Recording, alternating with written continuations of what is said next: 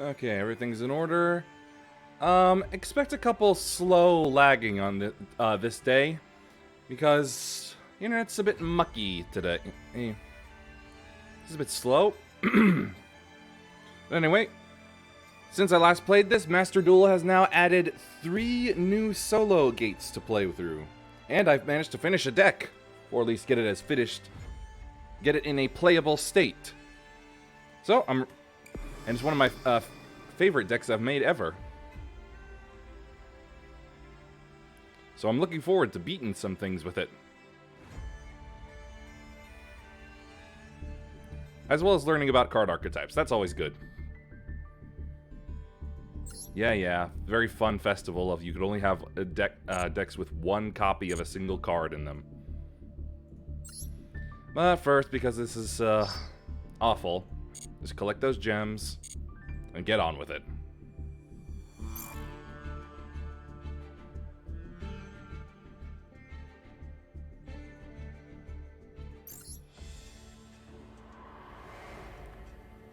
The gates added were the 6 Samurai, Danger, and Nephthys gates. I want to know more about this. I don't care about them, and I've tried to use these before.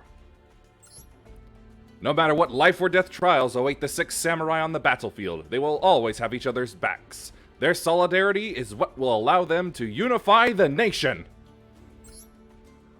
What nation? Let's learn.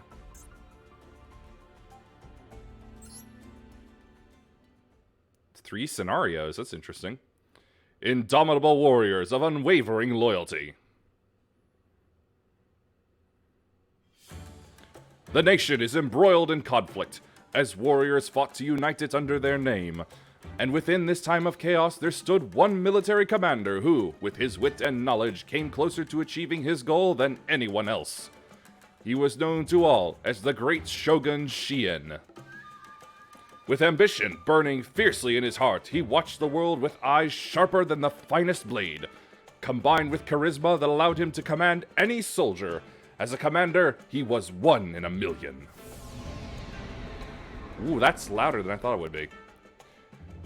Whenever he donned his crimson armor and took to the battlefield to lead his troops, with that fiendish glint in his eyes, his enemies stood no chance and were lucky if they could escape.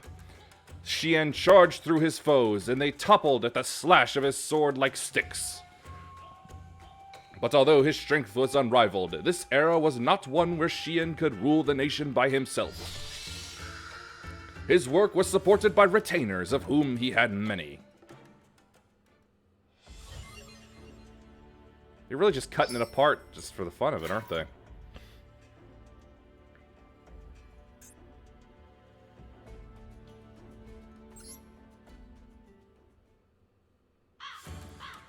In the light of day loomed a dark figure, the shadowy towering form of Shien's Castle of Mist. It was from this castle that Shien ruled over his territories. But to bring this turbulent country stability, he required more than a sturdy castle. To build a nation that is truly strong and prosperous, he needed a team of sharp wits by his side. Shien employed a number of talented minds to work on domestic affairs, his military, and even as spies. He hoped that this way he could begin to lay the foundations for his ideal nation. And with the help of the Grand Master of the 6 Samurai, he gathered 6 elite warriors to be his personal army. He called them the 6 Samurai, and together they dominated countless battlefields. And he called them that, but there was already a Grand Master of the 6 Samurai, so clearly he didn't really actually make the name.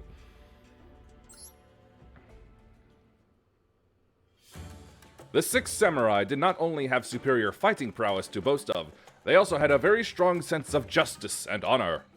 They were as fearless as their stalwart hearts were strong, and nothing could shake their convictions or the loyalty they had for their master. There was the famed archer who, with focus clear as unrippled water, can shoot any target once he has his sights set on it. The 6 Samurai Yaichi.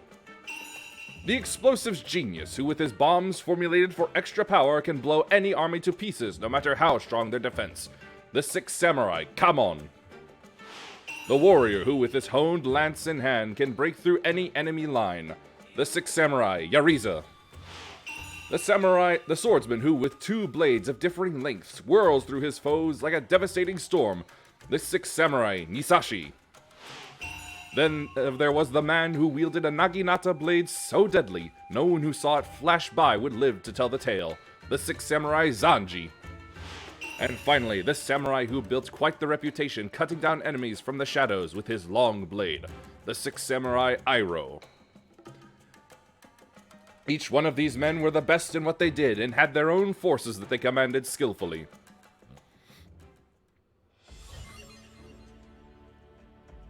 And now we get to not learn how they work. Early Six Samurai had the ability of, if you have another different named Six Samurai, the effect, their own effect works, and also if they would be destroyed, you can destroy another Six Samurai instead.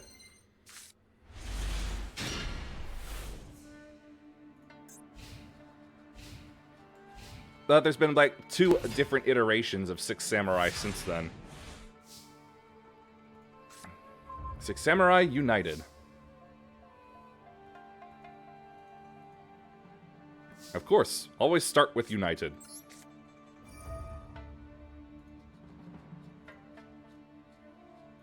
Summon Iroh.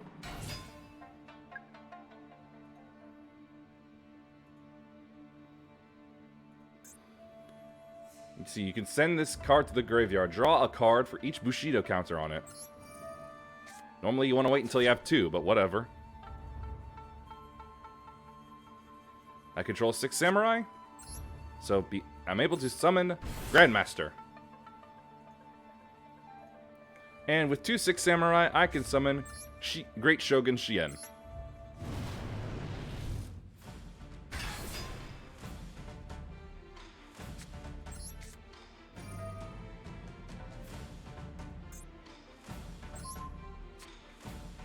I don't know why they want me to set it. Oh, right, immediately. So that means that the effect gets bypassed.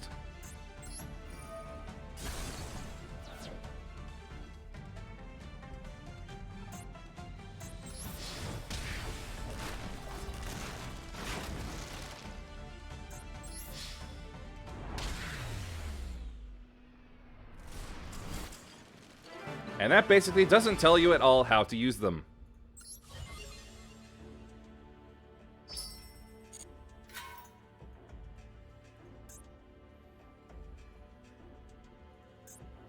I'll use one of mine. Not Blue Eyes Servants. Wait, nope, that's not it. Change decks, that's it. The Warrior 5. Alright, what will they be using? Pure 6 Sam. Early 6 Sam at that. That'll be easy to take down. 6 Samurai only got deadly like once they had their synchro introduced.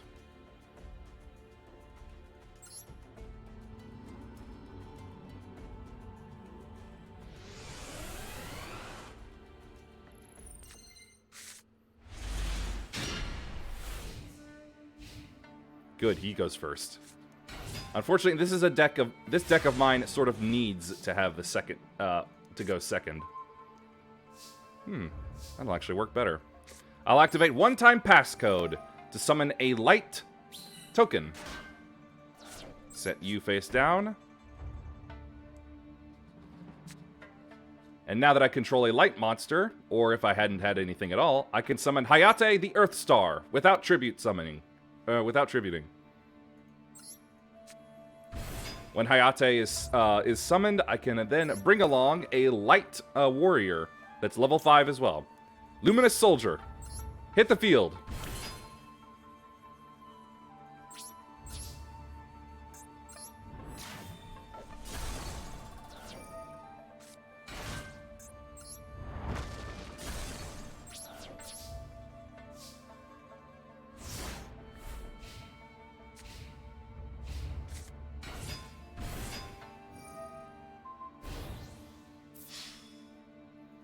Ah, yes.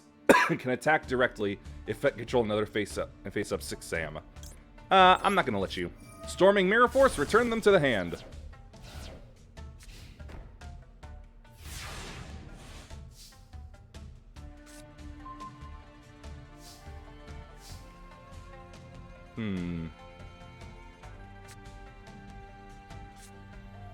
Since I still control a light monster, I can freely summon another Hayate. His effect will activate as well to bring along Kaiki, the Unity Star. Kaiki's effect will then activate. Upon special summon, I can pay 500 life points to fusion summon. I choose Ida-ten, the Conqueror Star.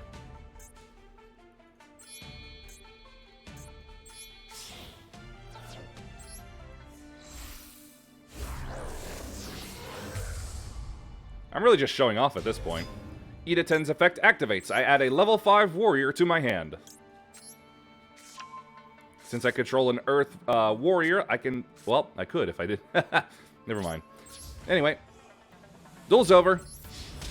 Luminous Soldier, Hayate, and Ida-ten.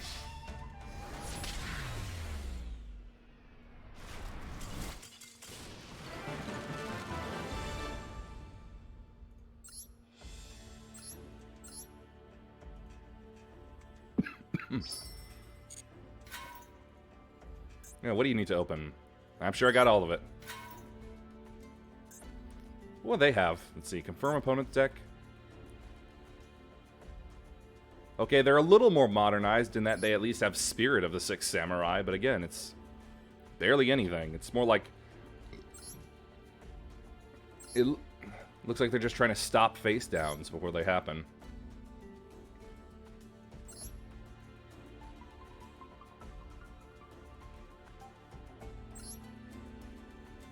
Yeah, just mostly seems like an anti-spell deck.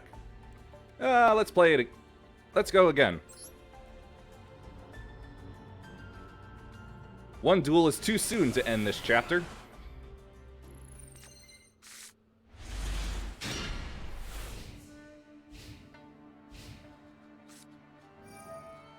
Xian's Smoke Signal to add a level 3 or lower 6 Samurai.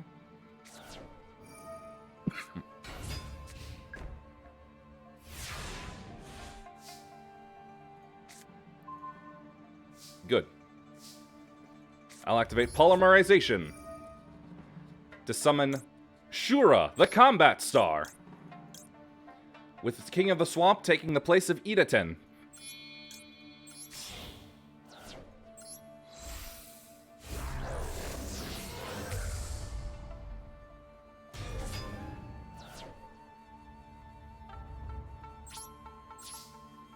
Ida-ten's first effect. All monsters on the field have their attack points reduced to 0. Ida-ten's second effect. When battling, each monster gains attack points equal to their level by times 200. And my turn. And as a 12-star, Shura can't be beaten except by another 12.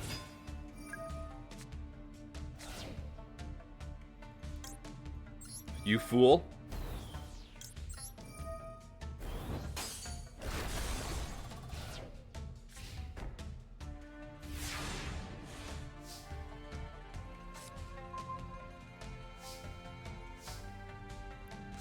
However, Shura can't inflict direct damage, so I'll activate one-time passcode. Summon a token, and now with a light monster, I can summon Hayate. I know. So I'll activate Monster Reborn to bring back Tenma, the Sky Star.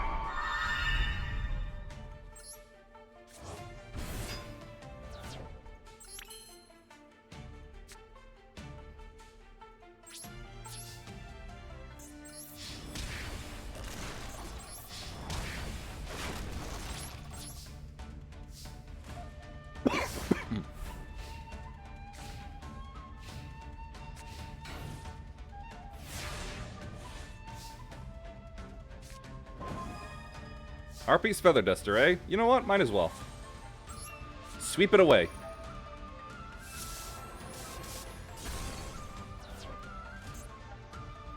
Just add a Zing Zen Hu replica. Change the security token to attack mode. Actually, there's no point in doing that. Anyway, token attack. Hayate, end it.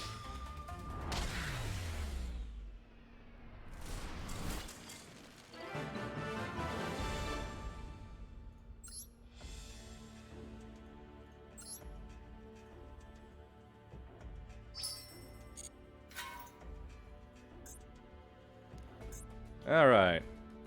Nope, this is still really outdated Six Samurai. Nitwit Outwit of the Six Samurai. Looks like they're big on countering. Anti-spell fragrance, solemn. 2 solemns. 2 different types of solemns. Divine Wrath. Nitwit Outwit. Discard a monster, then target a face-up monster on the field. Loses attack equals to the discarded monster's original attack. Alright.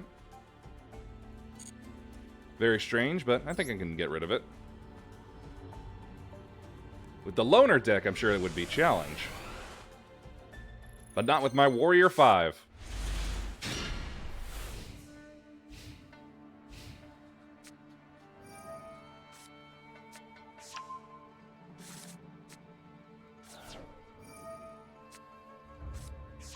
Some early gathering.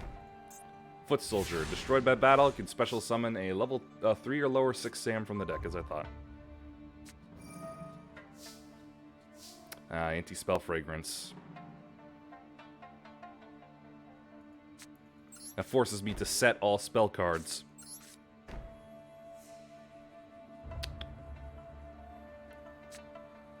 I control no monsters, so I can special summon Junk Forward. Next, I'll tribute Junk Forward to set Kaiki. And I'll activate King of the Swamps effect to discard for polymerization, which I will then have to set.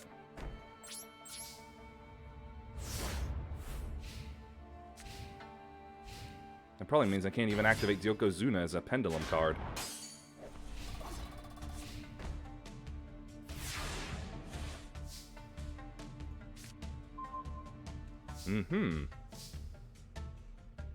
But I can't use it now, so I'll just have to do something else. Start with polymerization to summon Idaten.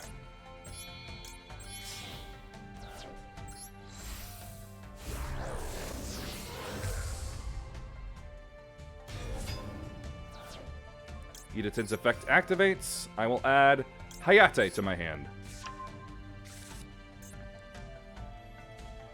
Next, I will use the Warrior Returning Alive. I'll bring Yokozuna back to my hand. And I'll activate the A-Forces.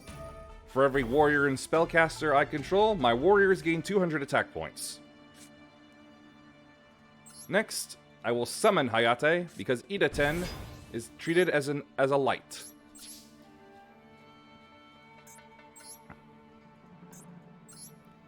When Idaten fights, any monster that meets his level or is lower than it loses all their attack points.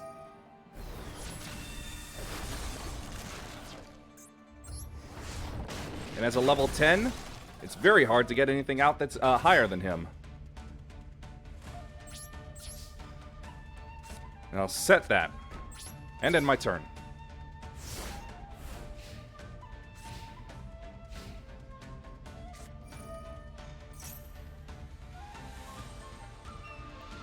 Yep. Kaiki can self-revive itself while I can control a monster that has a warrior monster with attack that's different from its original. Whether that be positive or negative.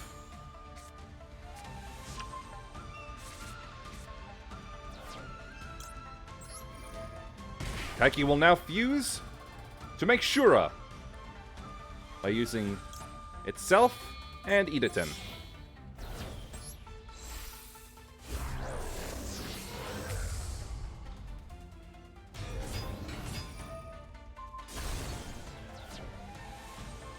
No, I will not use Hayate's ability effect to negate an attack. I'll just use Shura's effect.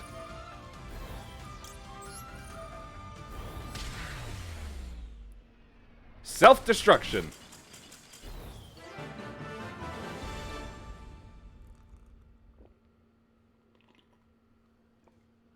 What a nitwit of a deck.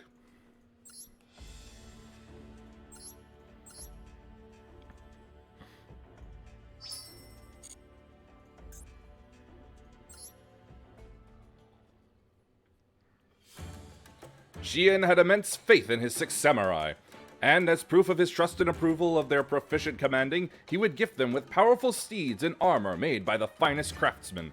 The secret behind the 6 samurai's strength was not their power as individuals, but their power as a unit. And with their common goal of taking the nation for their master, they trusted one another to have each other's backs. With the utter confidence they had in one another, they took victory after victory.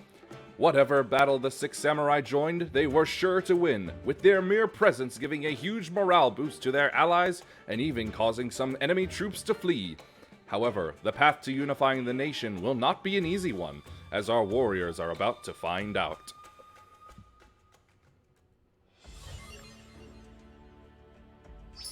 Doesn't even cover the legendary 6 samurai and the secret 6 samurai. No.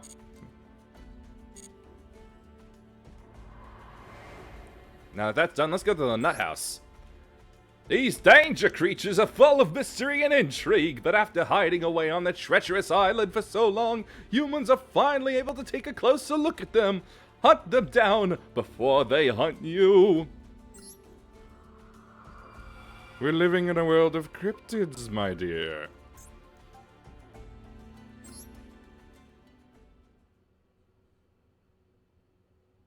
The Danger Files.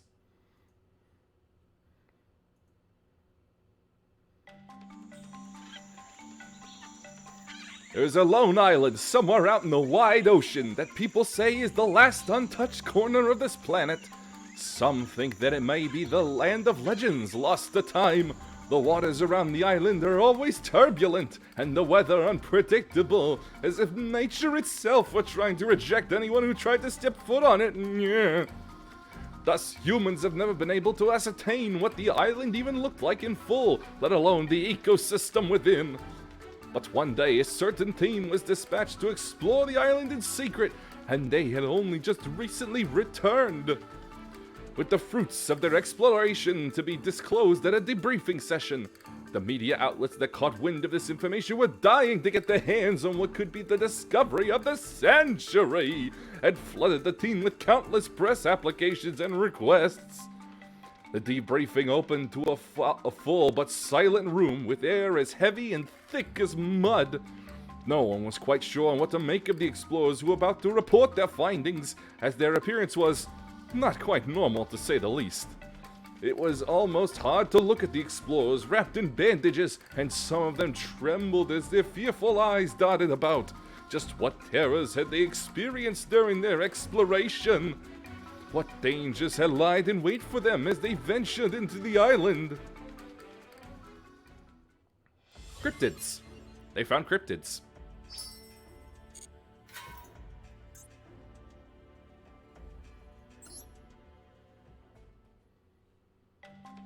A single team member cleared their throat, and the debriefing began.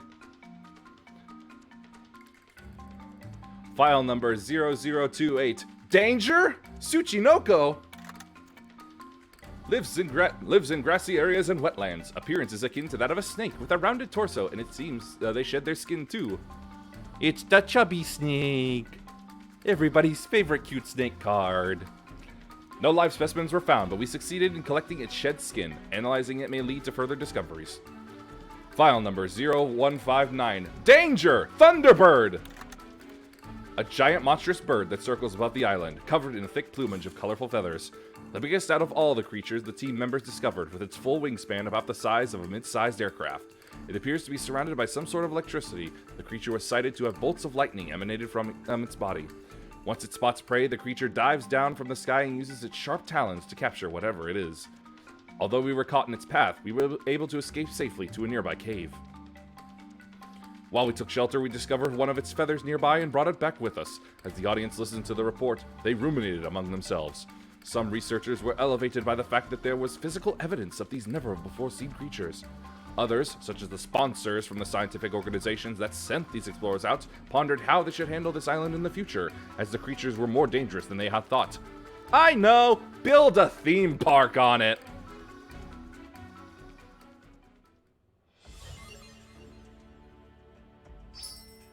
Rope of Life, not bad.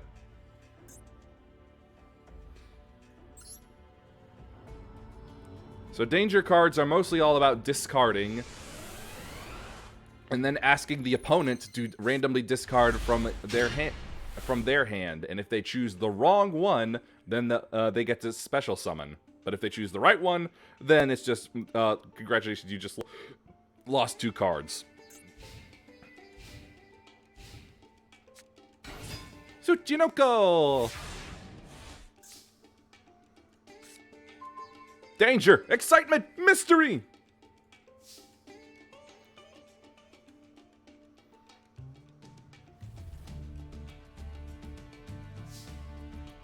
Discard a level 5 or higher danger monster. Add 1 level 4 or lower danger monster from your deck to your hand.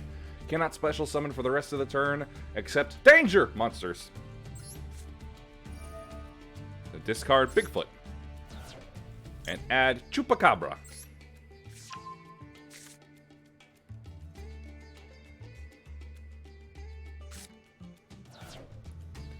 Let's see.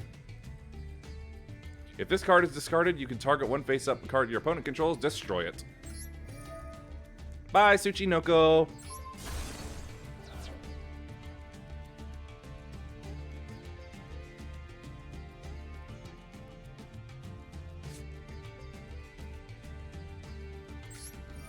Oh, you can even do it with just 1 card. Okay, so Chupacabra gets discarded.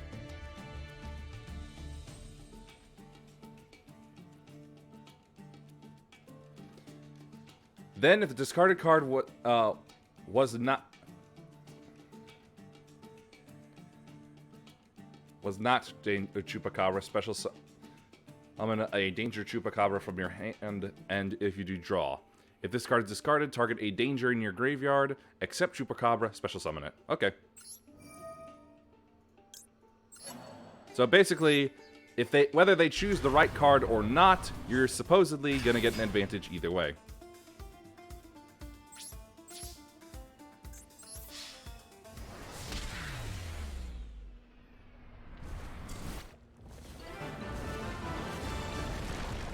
Wow, apparently, like, volcano or meteorites hit that side. I'm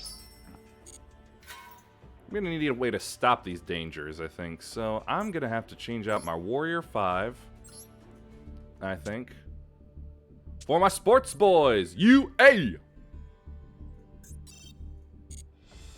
Let's see, what are they using? They are using a purely dark danger deck. Problem is with that, I'm pretty sure they don't have anything strong. Jackalope is like about the best they can do for defense, and it appears Mothman is the strongest card in the deck.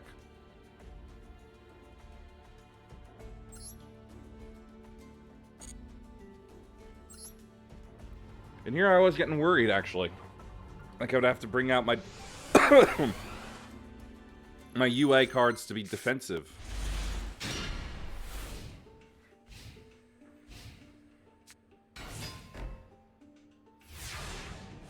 Hell, I might even be able to keep Libero Spiker out on the field if I wanted to.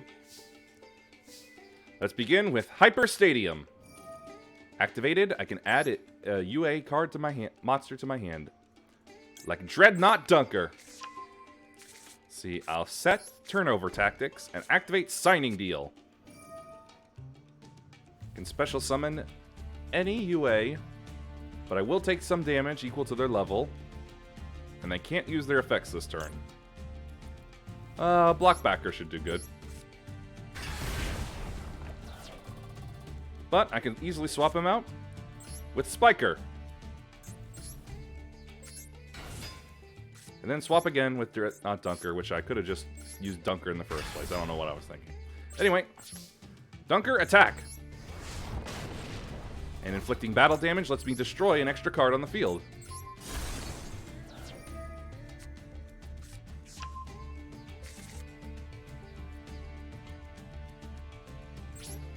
Main phase 2. Swap you with Blockbacker. End turn.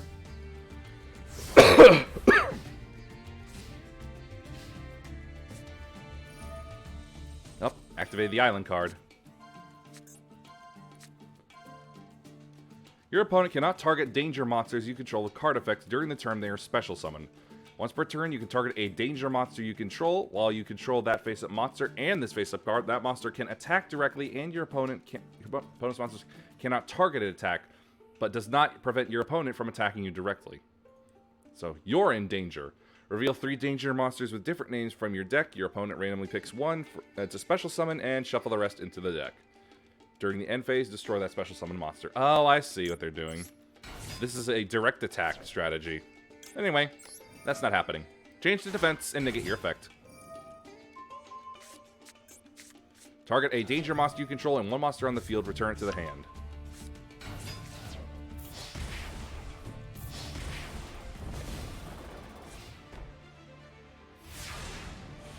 I suppose I shouldn't have called out Blockbacker. But this will do just fine. Summon Libero Spiker. And swap him for Dreadnought Dunker. Next, equip Dreadnought Dunker with UA Powered Jersey. Gains 1,000 points in each stat. If it battles an opponent's monster, battle damage is doubled. If it destroys a monster, it can then attack again.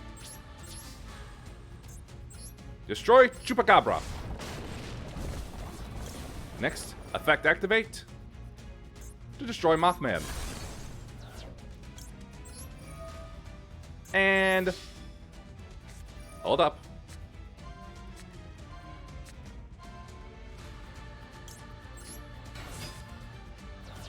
Alright, fine then. I still win.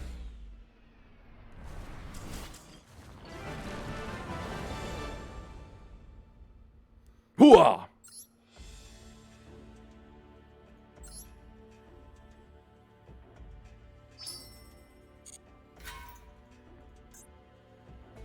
Oh, that's new. Well, that's a shame.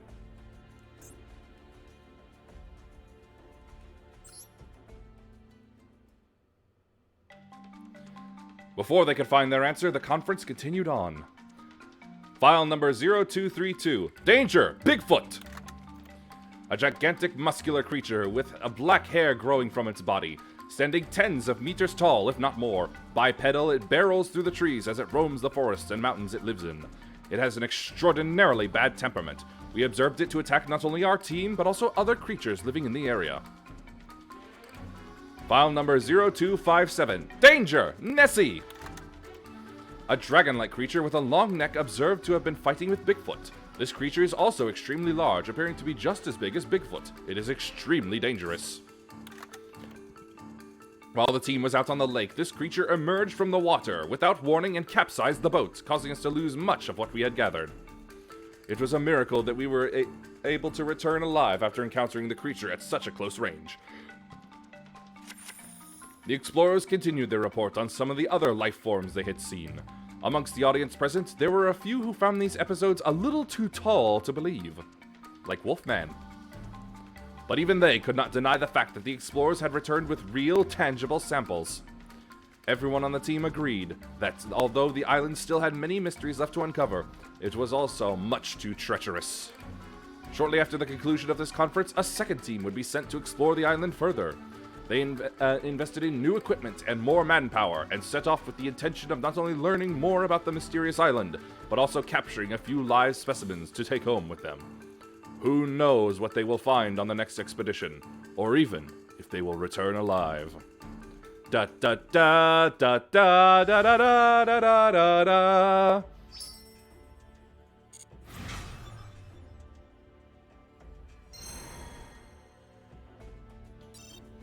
No.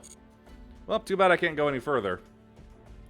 I'll have to find some more gates where I have some dark energy.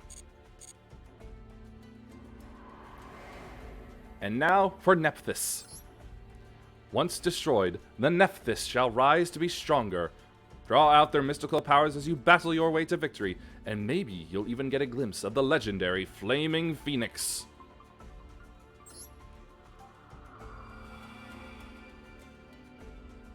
Wow, they really couldn't have picked a longer archetype? Really?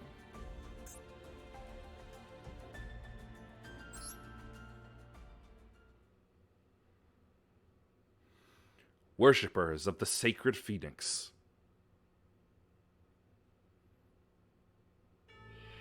Sacred Phoenix of Nephthys. A god enrobed in flames who came to the mortal realm blazing so brightly it could have been mistaken for the second coming of the sun. It was worshipped and revered in a certain land where dry winds billowed and deserts stretched in all directions. Each generation had a priest with powers to embody this deity. With the power of their strong soul, they would offer the prayers and hopes brought forth by their ritual to manifest Nephthys and start many miracles. Those who were especially devout to the Phoenix god had built statues of the priest's dynasty and enshrined them in a particular part of the desert. That was declared sacred land. They thanked the god for watching over them and toiled every day with its blessings to build their homeland bigger and better. Well, that's not much. I was hoping for a lot more.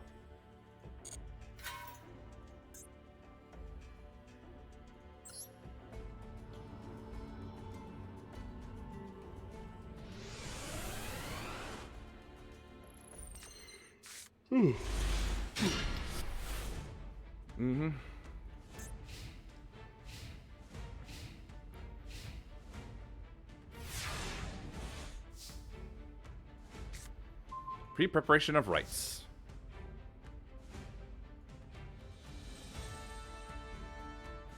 Yeah. Activate. Add Rebirth of Nephthys. And Cerulean Sacred Phoenix of Nephthys. Their new boss card.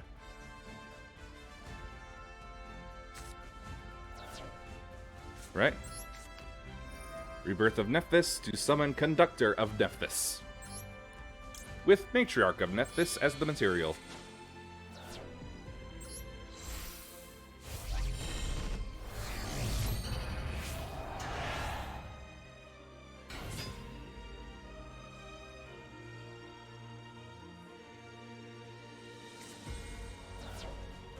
Let's see. If this card is Ritual Summon, you can special summon a Nephthys Ritual monster from your hand or deck, except Conductor of Nephthys.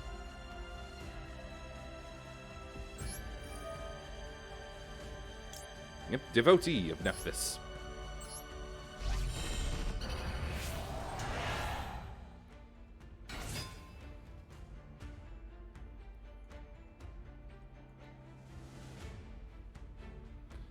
See, if this card is Ritual Summon, you can activate this effect. Special summon a Nephthys monster from your deck. Also during the end phase, destroy this card. Special summoning the original Sacred Phoenix of Nephthys.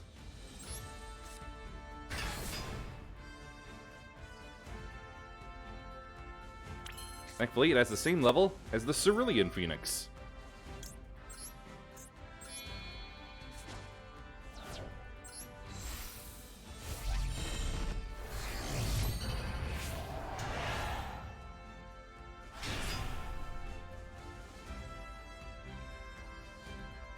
Now wants the Lynx monster. 2 or more monsters, including a ritual monster.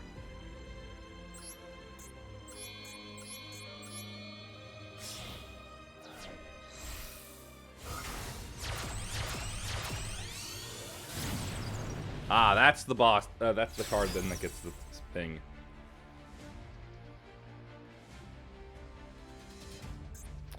Let's see. Gains effects based on the number of ritual monsters used for Link Summon. Cannot be destroyed by battle, cannot be destroyed by card effects, and gains 1200 attack points. Neither player can target this card with card effects and gain another 1200. Oh, okay. That's pretty good.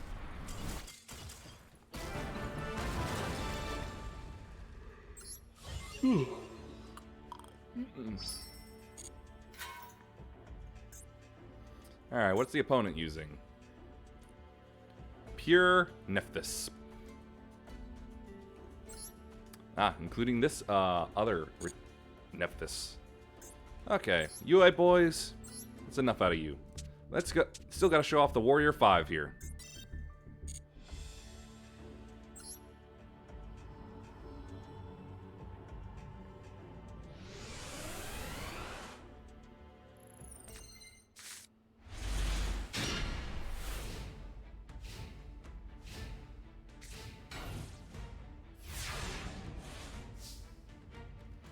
Not exactly the best hand I could work with, but I can work with it. I special summon Junk Forward in defense mode. Next, I normal summon Tenma the Sky Star without tributing because I have an Earth Warrior on the field. Tenma, attack.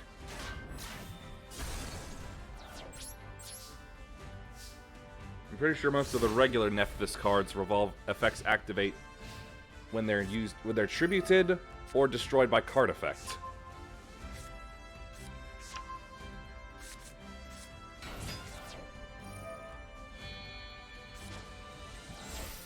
Uh-oh.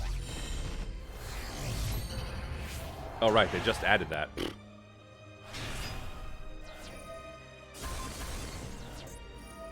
You can destroy Nephthys and cards in your hand and field, then destroy an equal number of monsters your opponent controls. Okay. Nephthys, the Sacred Preserver.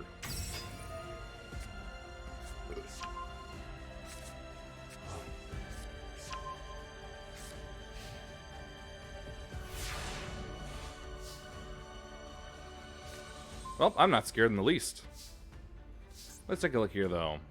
This card was Link Summoned. You can activate one of these effects. Which means that it's been Link Summoned. There's nothing else it can do. Alright, so change Junk Forward to attack mode and activate Monster Reborn.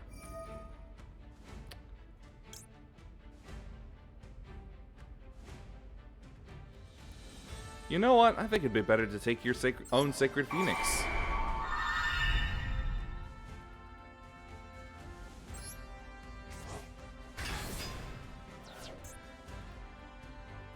I can't use any of the effects, really, but...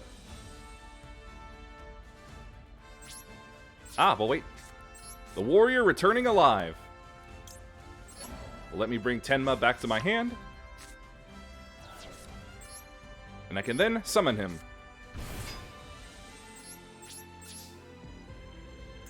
Junk Forward. Destroy Matriarch. Tenma. And now, Nephthys. Didn't see that coming, did you?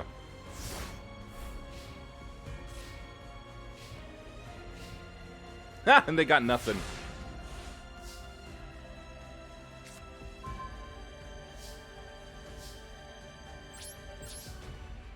Tenma, soften him up. And now for the irony of Nephthys.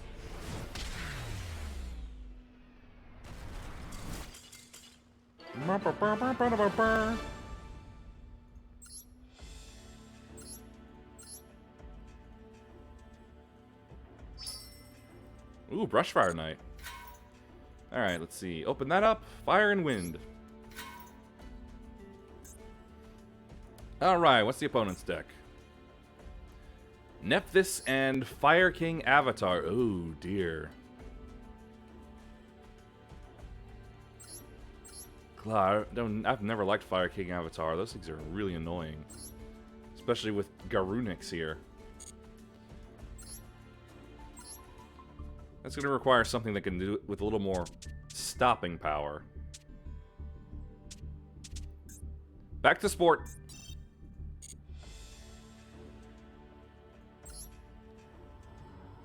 And of course, there'll be sport.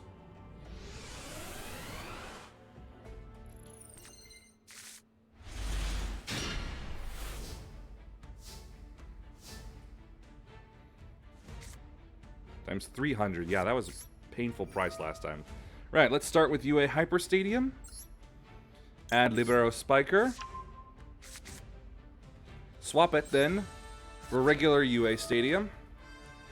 And summon Spiker. UA Stadium will then activate. I will search out, come on, Blockbacker. Special summon. In defense. And gain 500 attack.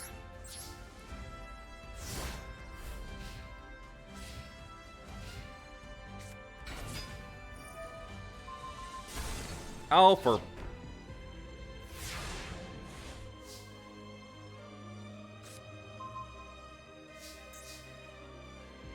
Last help of Nephthys. Target one other Nephthys you control and one card your opponent controls. Destroy them. Alright, fine then. Libero Spiker. UA Stadium.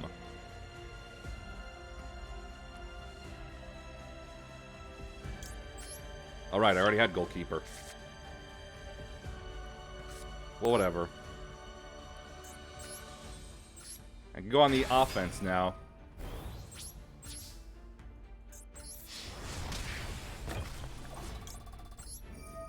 And destroy the face down.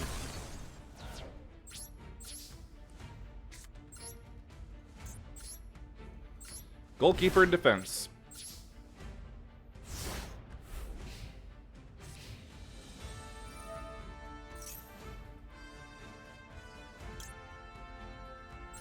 Might as well turn it on now. You can now survive one effect or battle destruction this turn.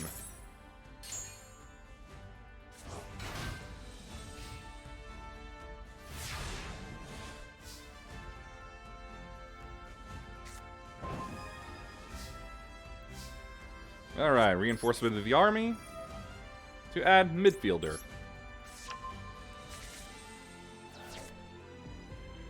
Libero Spiker. Mighty Slugger.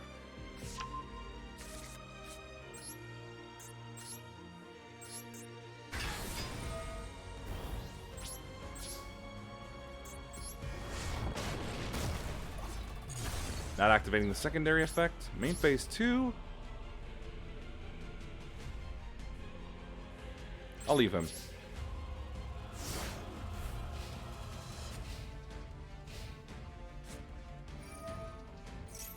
If your opponent controls no monsters, and you control no. If your opponent controls a monster, you control no monsters.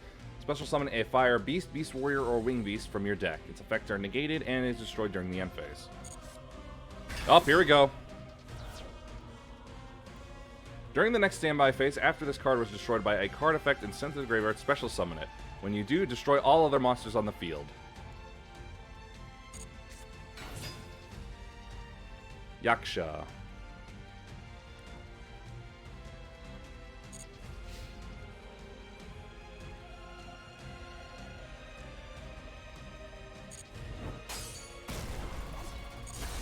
Yeah, if you thought I was going to trigger that, you're completely insane.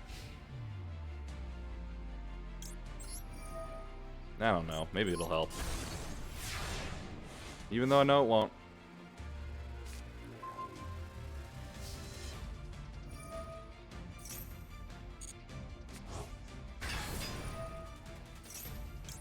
Right, UA Locker Room. Return Dreadnought Dunker to my hand. To escape the destruction and gain 500 life points. Yes, now I return midfielder. Actually, no. Yeah, midfielder. To the hand. Well, to the deck. Yeah, might as well send back Mighty Slugger as well. And then draw 2 more cards. One of which happens to be midfielder. Surprise, surprise. Oh, that's a nasty cycle that you got going there, I can tell. But I've already won. Libero Spiker. Don't even need to.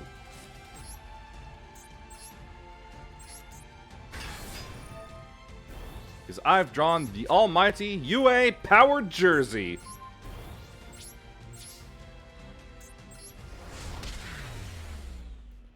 Boom.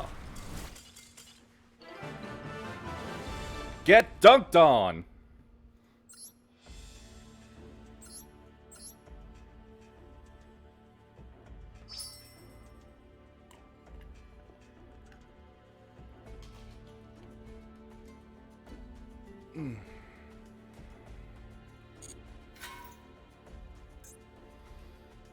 Alright.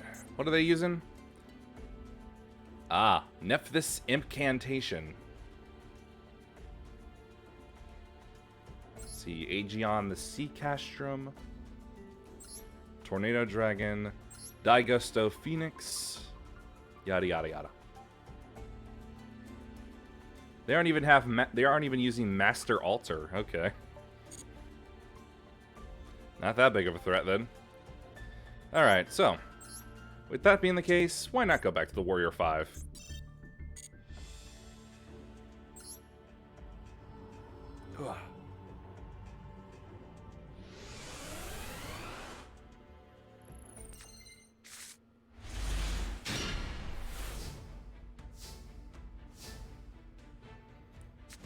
Set that face down, activate King of the Swamp to add a polymerization.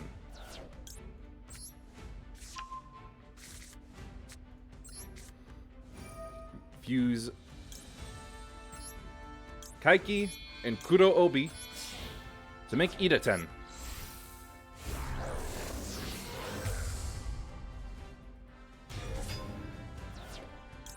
Ida-ten will then add Hayate to my hand. Normal summon Hayate with no tributes. And then Hayate will bring along Tenma. See. Just to be safe, I'll make Drill Driver Vespineto.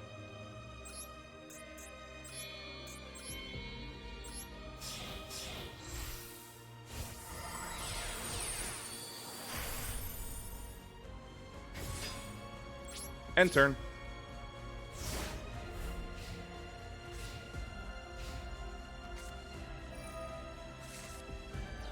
Ooh, I see.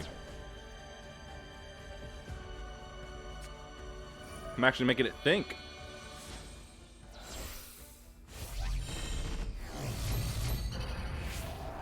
Chalice Slime.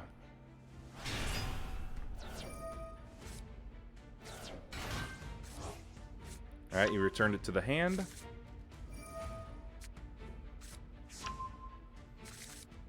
To add a ritual spell.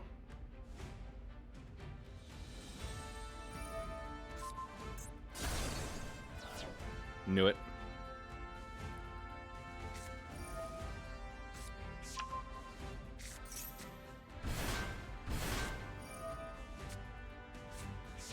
Feeling like I should have stuck with my UA boys this time.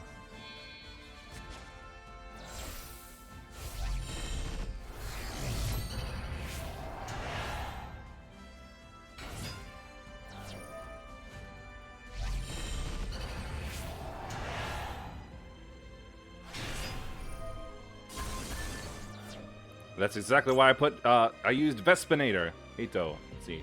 Target a level 5 or lower monster in my graveyard and special summon it. I choose Hayate, the Earth Star. And now to ruin all your hard work. Storming Mirror Force.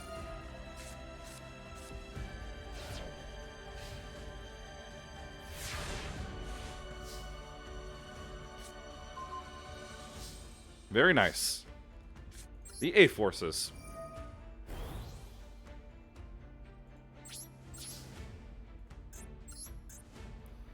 Destroy. End turn.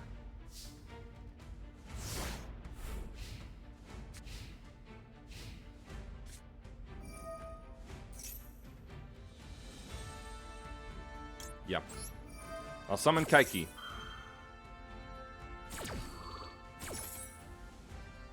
In defense.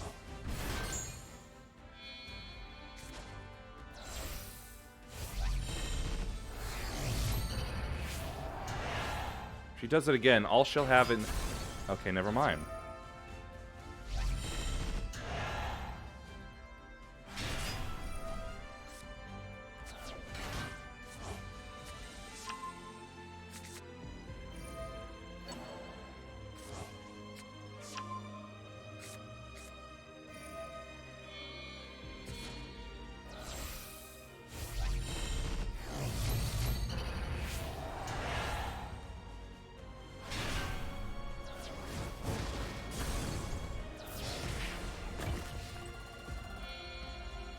I'm pretty sure there's not a way I can bounce back from this.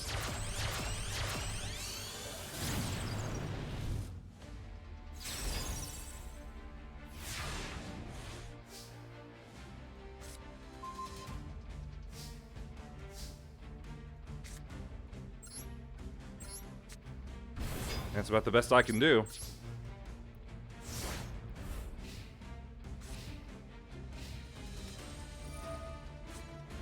Actually, nope. I still have hope. Kaiki!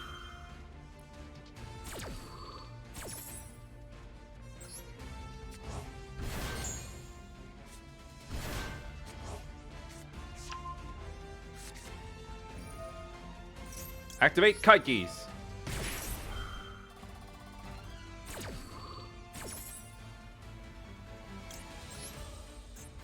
Fuse for Idaten.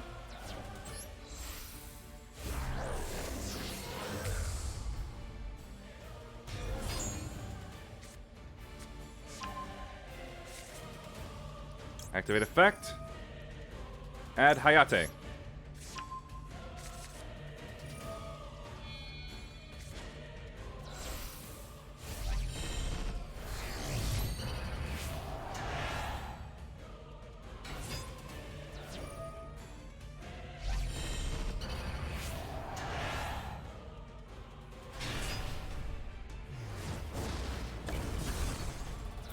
Oh, come on!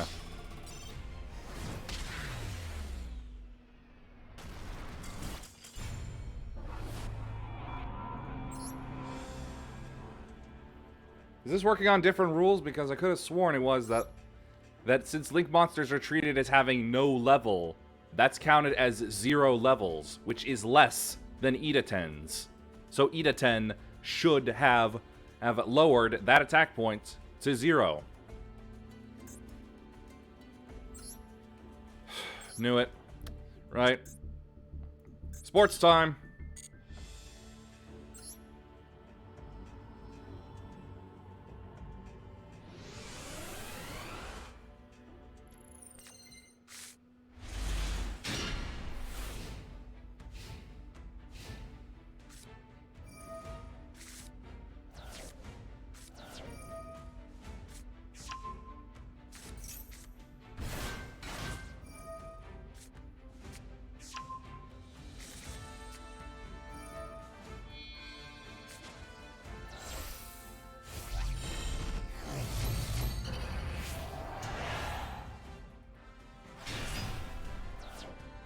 Gotta be careful about this. During your next standby phase after this card was destroyed by battle or card effect, can be special summoned from the graveyard, right? As I thought. Alright.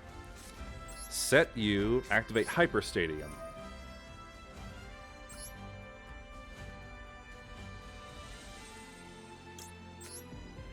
Add Goalkeeper. Signing Deal.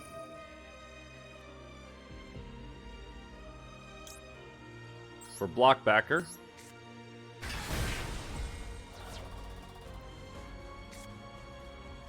Swap for UA Stadium. Summon Midfielder.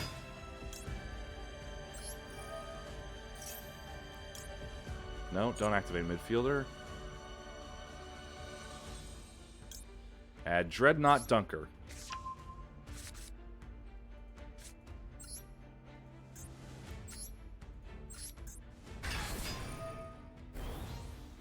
Okay. Attack that. And let's see.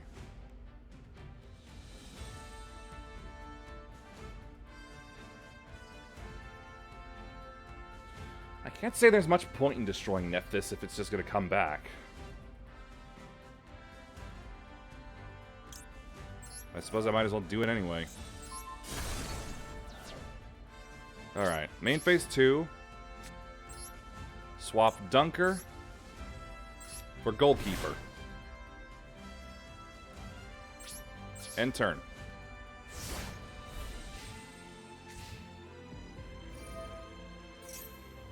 Activate Penalty Box. essentially, when they declare attacks on UA monsters, they're immediately banished for 2 turns. Before the battle even really happens. Aha! That's it! No, that is genius. I'm actually genius. Blockbacker. What?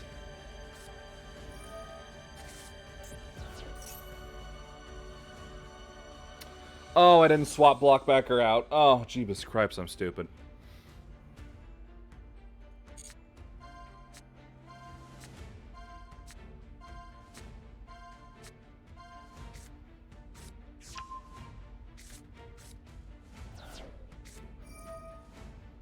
I almost had it. I almost had it. That one missed play has probably cost me this entire duel.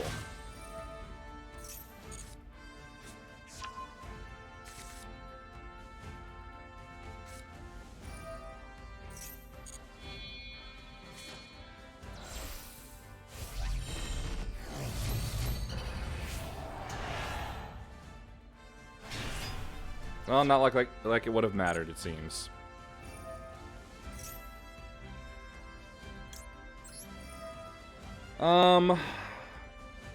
Yeah, I'll protect Blockbacker.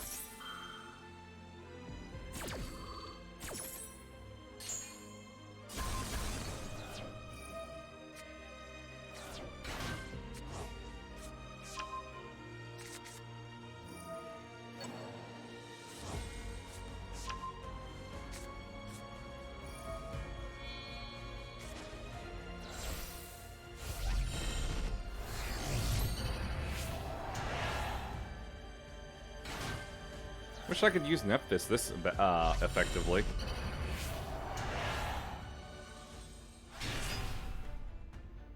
If they had attacked, they would have actually taken me out. Spring of Rebirth. Thank goodness. I can get some healing in. Alright. So. Alba, right. Penalty box scared him off, I bet. Alright. Let's swap you for Dunker.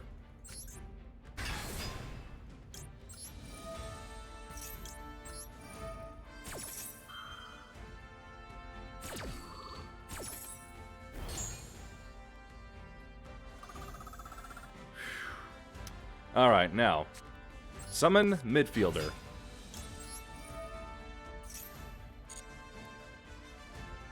Let's see here. Player manager.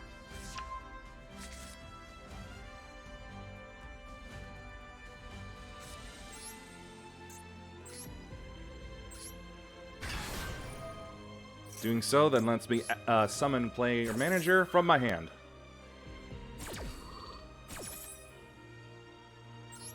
In defense. Player manager activate. Destroy a card. Just take out one of those Nephthys. Why not? And then swap again for Mighty Slugger. I'm almost fully healed. Alright then. Dunker, attack. Do not activate penalty box. And destroy again. Alright, I could bounce back. Alright.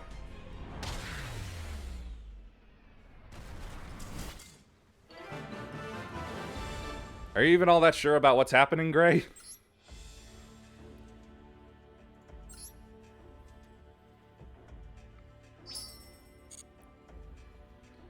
I'm curious, what would they have wanted me to use? Nephthys and Wind Charmer?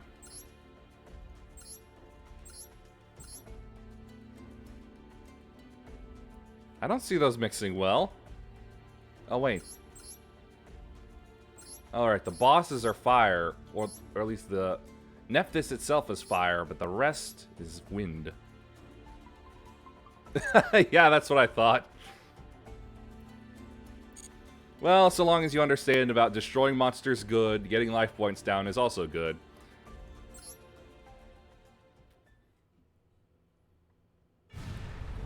But one day, disaster struck. Without a single warning, when a tremendous entity arrived in their land, the soldiers armed themselves for battle immediately. They had faith that all evil would bow to their god, and the standing priest at the time manifested the Phoenix God once again. Little did they know, the bringer of ruin they faced had even greater power. The Phoenix God's strength was insufficient, and the desert land was left defenseless against this calamity. The only hope the people had to protect their home was a young girl who many believed had the potential to become the next priest. When they tried to appeal to their god again, there were no offerings, no music, no dancing. Only the whispers of the girl as she devoted herself to prayer while her homeland burned and crumbled around her. The god heard her genuine wish and answered to the cries of her heart. In the girl's soul dwelled a power so divine and unheard of in its intensity that she was able to awaken Nephthys, the sacred flame. The crimson phoenix god descended with its flames of gold, and with one swoop of its wings, the fires ripping through the land disappeared. Once the catastrophe had settled, the god became a statue once more. A few months later, peace had returned to the people's homeland, and they were once again holding a ritual in honor of the great Nephthys. Among the worshippers was the girl who had been the sole ray of hope in the disaster. She seemed more mature now, and carried the air of one who was determined to be ready for whenever the next tragedy struck. She clasped her hands together and prayed for another day of peace and wellness.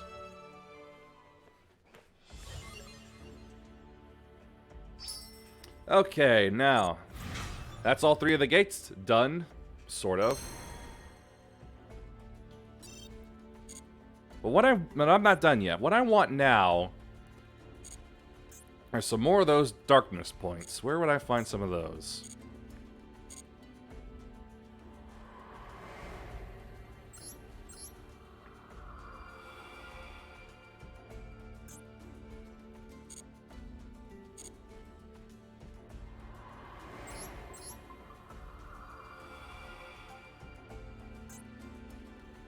Gotta be here somewhere. Konami wouldn't really be that dumb as to not have them. Not have enough, at least, from these duels.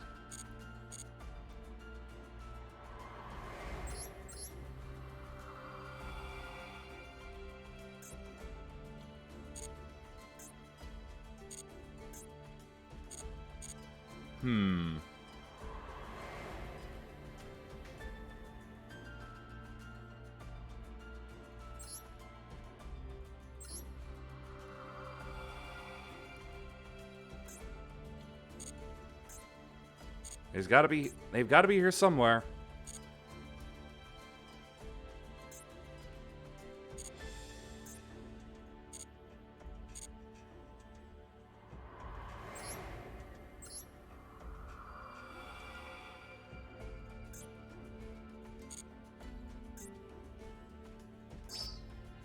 Oh, cool. Dual field. But not what I want. How about you? Nope.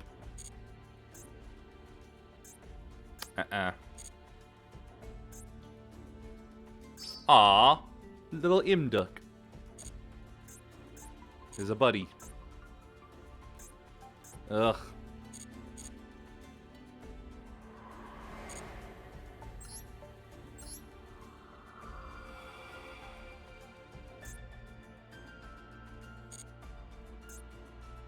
That's light. I need dark.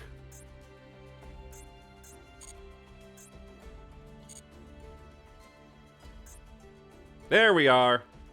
Okay, so they will be using Twilight Sworn and high-level dark monsters, ones that require specific amounts of dark monsters to be in the graveyard, as well as a couple counter traps. I will be using Twilight Sworn. Okay, I'll be using Twilight Sworn Chaos. Well, I know how to use Chaos cards, but I'm not so sure about mixing Twilight Sworn with them. This is going to be difficult.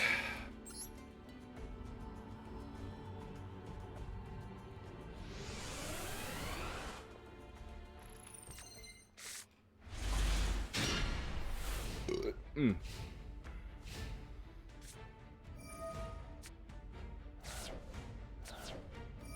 fact, I've never really liked using Twilight Sword in general for their self-milling. Seemed really... Alright, Chaos Zone to start with. Each time a monster is banished, place a Chaos counter for each of those monsters. You can remove 4 or more Chaos counters and target a banished monster with an equal, with a level equal to the counters removed. Special summon it. When it is sent from to the graveyard by a card effect, add a light or dark monster from the deck to the hand who is also equal to or less than the Chaos counters. Okay. Start with that. Twilight Eraser. If you control 2 or more Light Sworns with the same type but different names, banish 2 Light Sworn from your graveyard, then target 2 cards on the field. Banish them. If it's sent from the graveyard by a Light Sworn effect, special summon a Light Sworn from the hand. And this was an attack booster, wasn't it? One face-up monster you control. Banish any number of Light Sworn monsters from your graveyard. The monster gains 200 attack and defense for each banished by the effect until the end of the turn. If it's sent from the deck to the graveyard, that's not... Let's see, Eren. Attacks the defense position monster. Shuffle it into the deck. Just have to rely on the mill effect, I suppose. Eren. Get rid of Raikou. And my turn.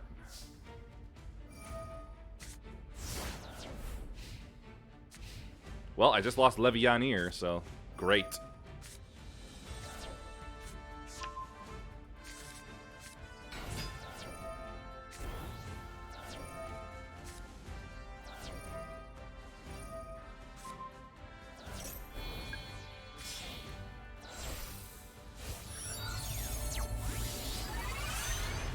Chaos Ruler, the Chaotic Magical Dragon, eh?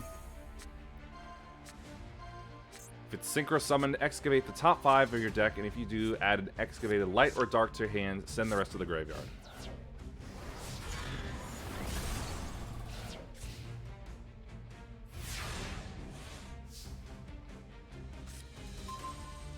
Let's see, Lumina. Banish a Light Sworn from your hand or graveyard, then target a banished Light Sworn. Except Lumina, special summon it. And what do I have in here now? I have Eren, 2 copies of Chaos Space, and Levianeer. That's enough for the Chaos Creator.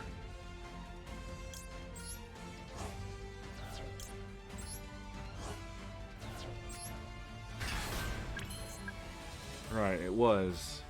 If I control a monster's... if I control it into a special summon from the hand, target 3 banished monsters with different names, special summon 1 of them, and put the rest on the bottom of the deck.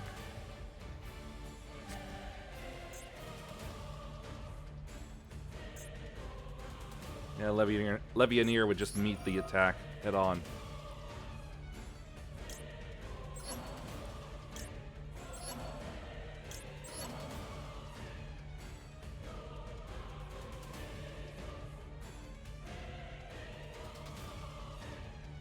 Alright, Levianeer can't be summoned like that.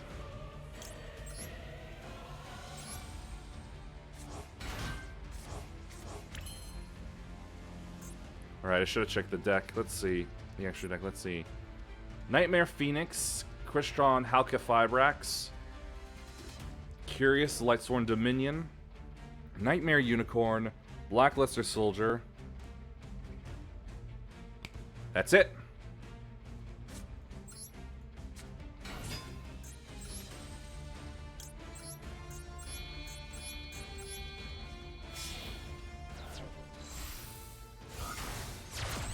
Blackluster Soldier, Soldier of Chaos.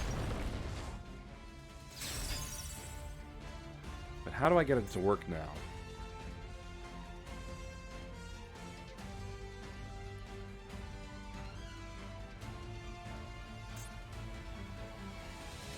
That's it. Twilight Cloth.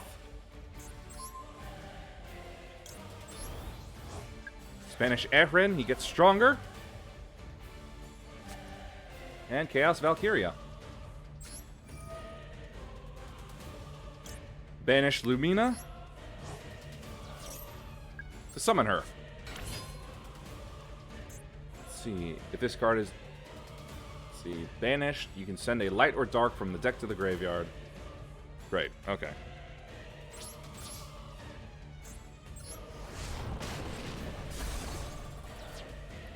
Effect activate. Gain 1500 attack. Valkyria.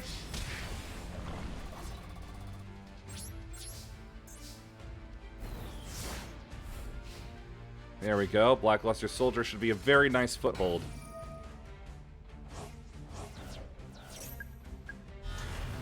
Right, it comes back.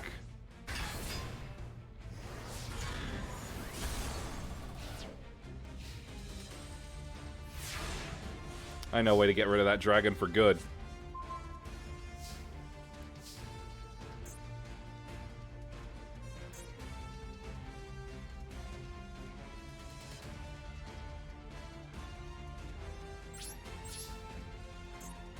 Alright, destroy the face down.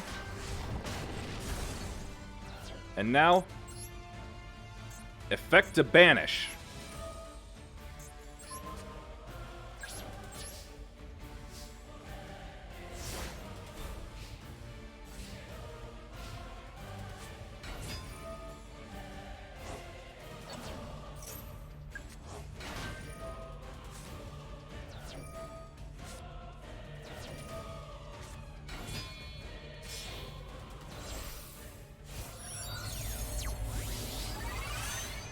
Cyber's Quantum Dragon. What?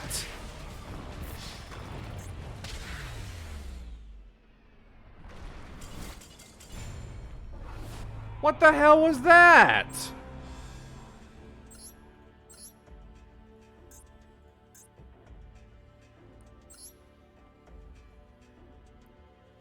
Once per turn at the start of the damage step, if this card battles an opponent's monster, you can return that opponent's monster to the hand. Oh, screw you. This is why nobody likes Cybers. Cheating bastards.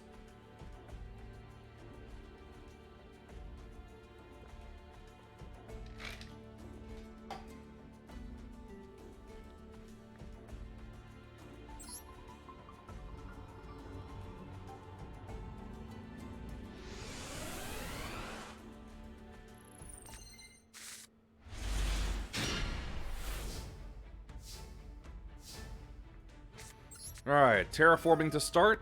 To add Chaos Zone.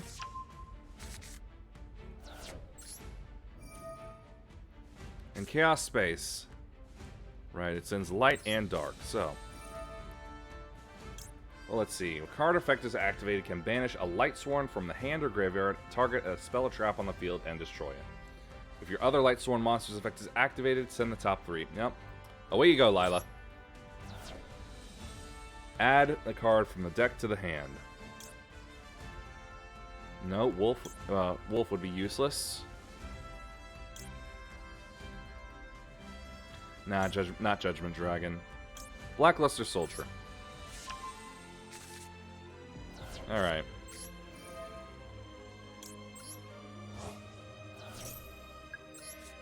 Summon Valkyria. End turn.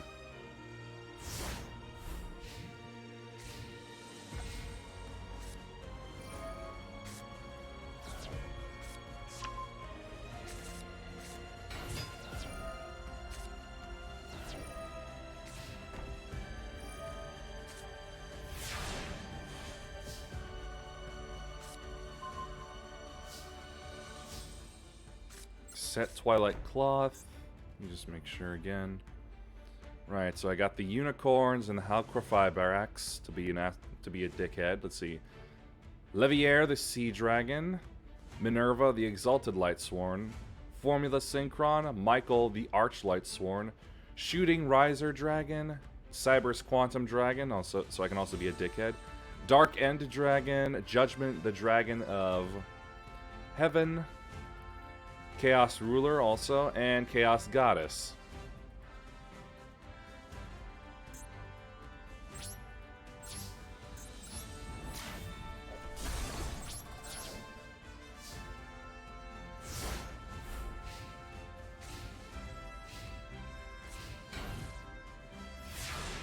Seems like I caught them with a bad hand this time. Unfortunately, my draws are absolutely no better. Oh, never mind. Oh, wait. Oh. Nope, I guess Twilight Sworn Raikou isn't nearly as dangerous as regular Raikou.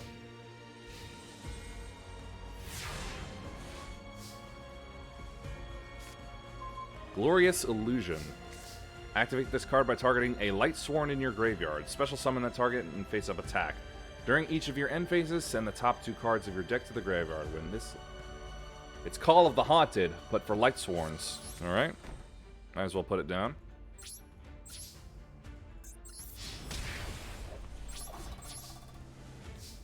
Best I can do is keep chipping.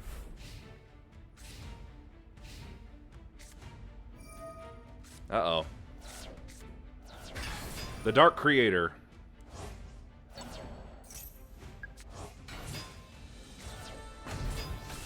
And now Dark Parshath?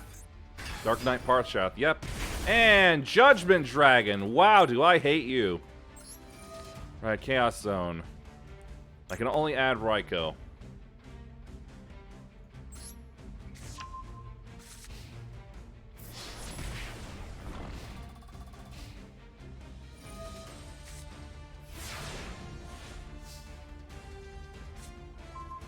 Echren. Let's see.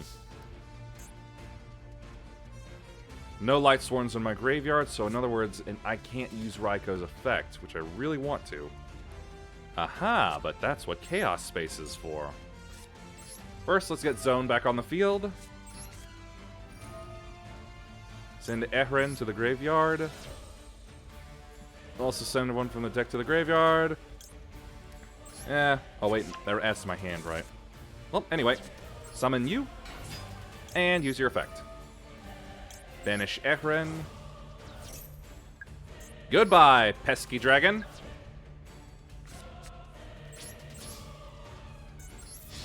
Bark, bark, bark.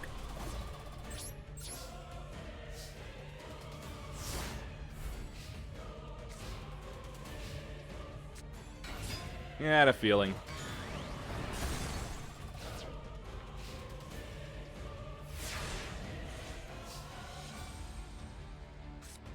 Solar Recharge, here we go. But I don't have anything... Ah, right. Alright, banish Chaos Valkyria. And Raikou. Summon Blackluster Soldier, Envoy of the Beginning. And when she's banished, I can send a light or dark to the graveyard. Let's see. Aha, yes, Wolf.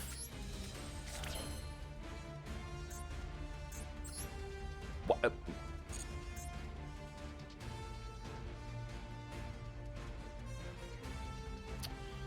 That was supposed to trigger it. What the hell?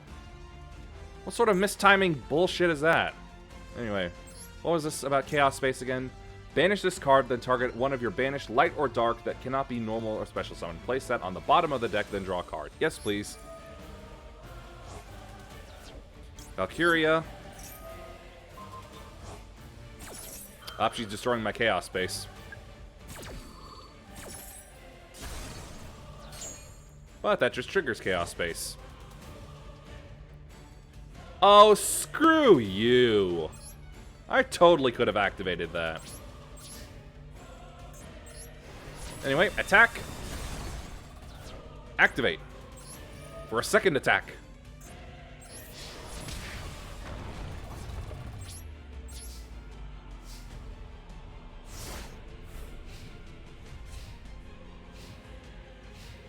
Ha-ha!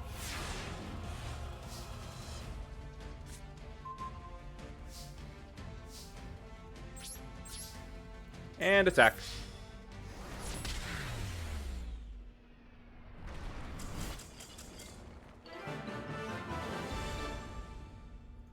Gotta love the Blackluster Soldier.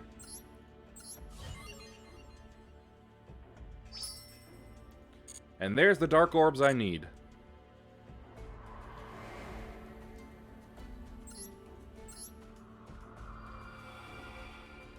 Now open up.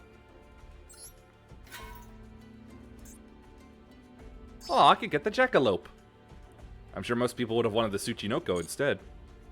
Anyway, what do they got here? Oh no, they got Lair of Darkness and Danger? Oh, Glod. That's absolutely terrifying. Okay.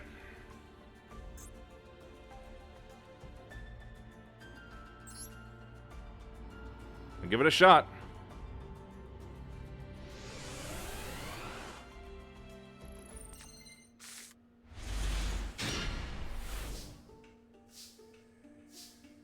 Alright, set you. Summon Hyper Stadium. Well, activate Hyper Stadium, I mean. Libero Spiker. Nope. Then, activate UA Stadium.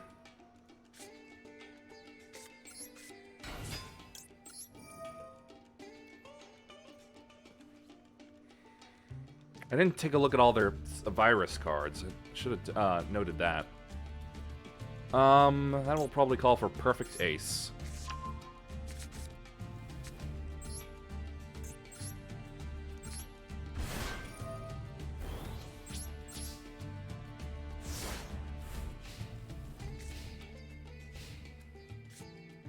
Lair of Darkness turns all dark monsters on the field to dark.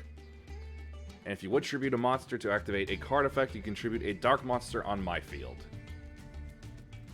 And then special summon tokens to the turn player's field defense position up to the number of tributed monsters. But I'll use UA penalty box. Actually, you know what? No, dadgummit. I should have chained it. Should have been the other way. Chained Perfect Ace to that. That's what I should have done. I'll let that go.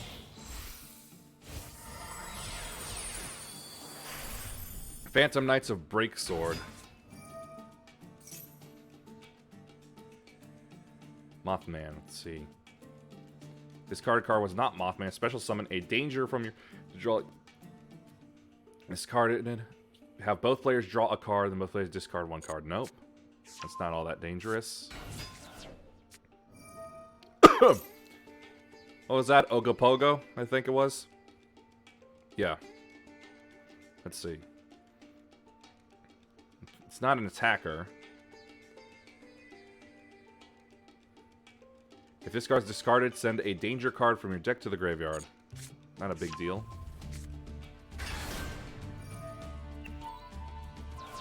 Hold it! You can detach one card from this card, then target one card you control and one card your opponent controls. Destroy them. That I'm chaining. I'll lose Mighty Slugger. Tag him out!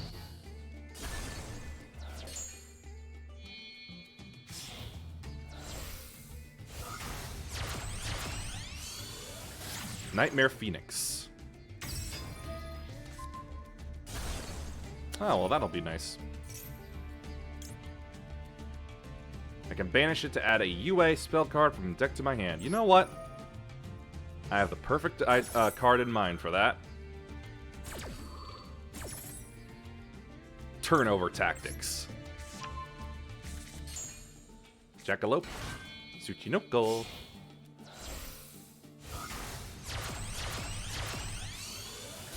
Unicorn.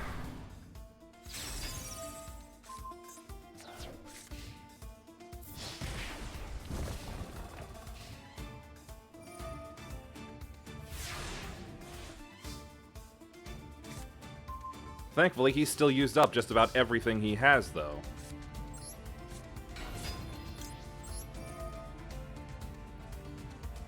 Which means once I get rid of what he's got on the field, there's not much chance of him recovering. And I'm gonna hit him hard anyway. Dreadnought Dunker. With Powered Jersey.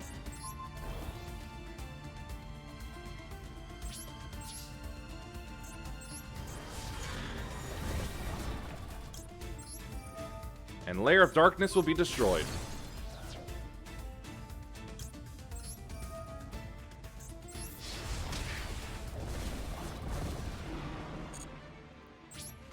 Now then, Libero Spiker will replace him.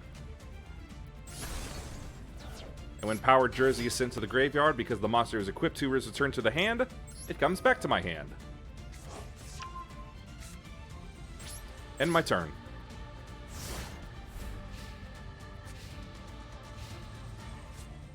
Mothman. Mothman. You're a moth and a man. I say Mothman.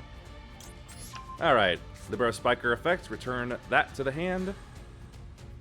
Special summon Playing Manager. And return Spiker to the hand. Playing Manager will then destroy the Mothman.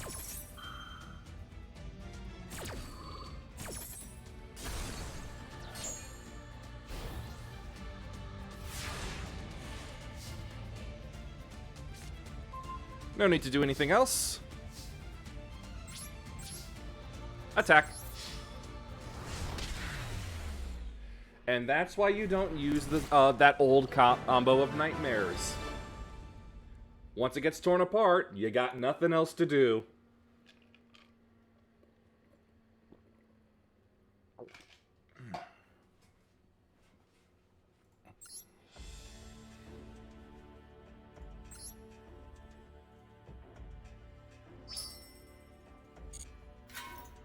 All right, what do they got now?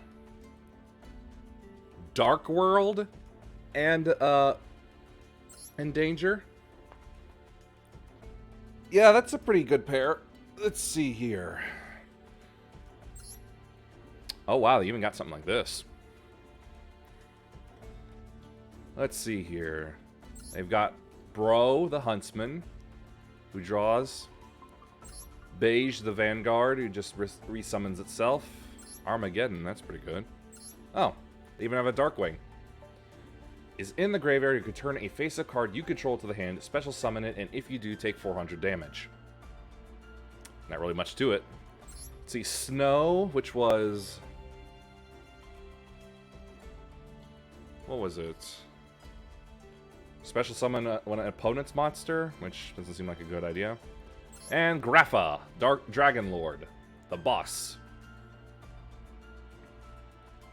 From the graveyard, by returning a Dark World you control to the hand. If it's discarded to the graveyard, target a card your opponent controls, destroy it, and if it was discarded by an opponent's card, look at a random card in your hand. If a monster, special summon it to your field.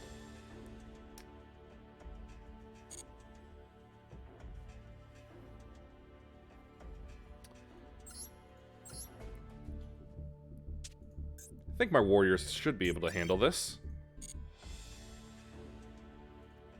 Let me just take another look back at it, make sure I got... right. I got Heart Earth, so that I can summon Heart Earth Dragon. Right. There was a point to that. Okay.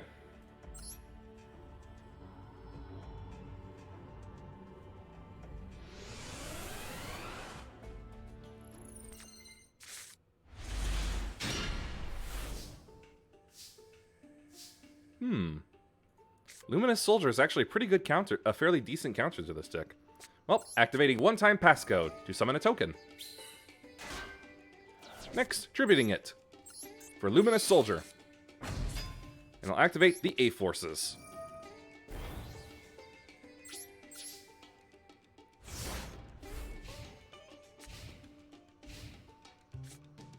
My own deck has no means of actually discarding monsters. Here's from the opponent's hand, so it shouldn't be that big of a problem. Ugh.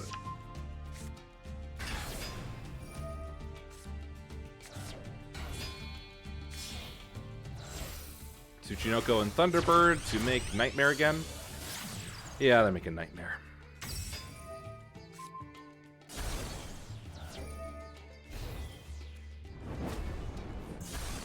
Okay, hold up. What the hell happened there? If this card is discarded, you can have all face-up monsters your opponent currently controls lose 1,000 attack till the end of this turn. Okay. Alright, activating Feast of the Wild, level 5. He'll be brought back to the field, but he can't attack this turn, and his effects are negated. Another A-Forces.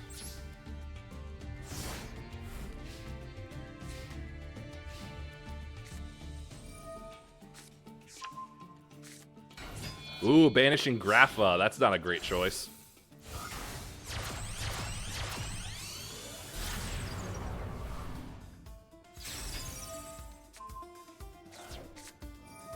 Now that's a problem. Oh, and it gets worse.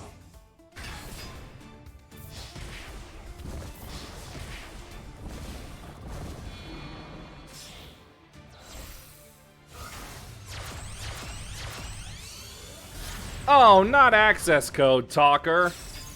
I hate that thing.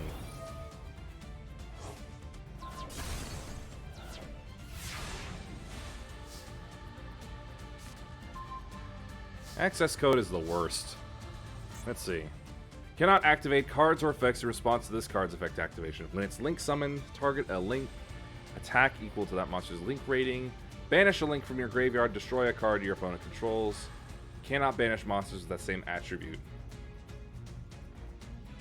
Let's see. I don't have Luminous Soldier anymore, so Hayate is all I have.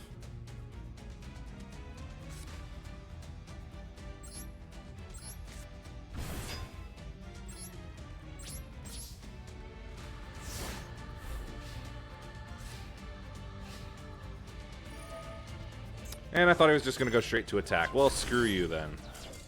Bad draws. Just plain old bad draws.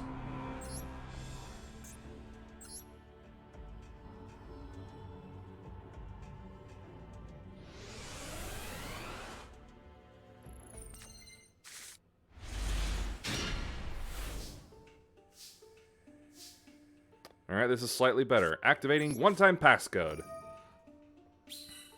With a light monster on the field, I can summon Hayate.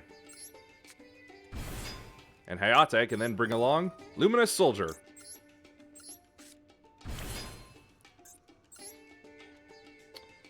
And Drill Driver Vespinato.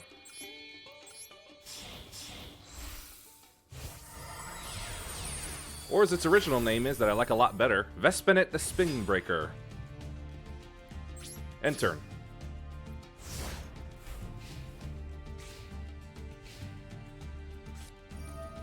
Ogopogo.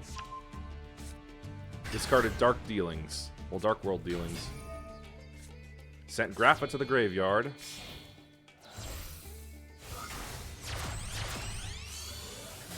IP Masquerena.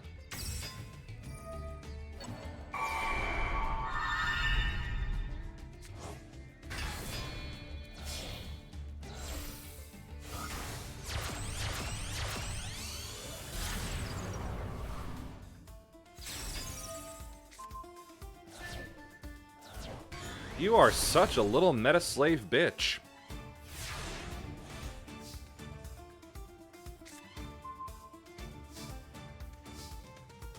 Thanks for being a turn late.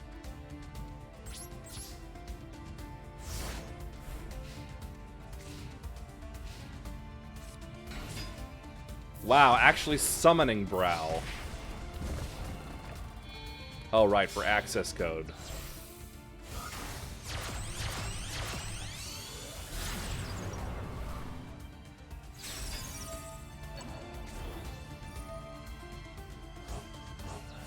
That's 5 out of the 7 dark monsters in his graveyard banished to draw 3.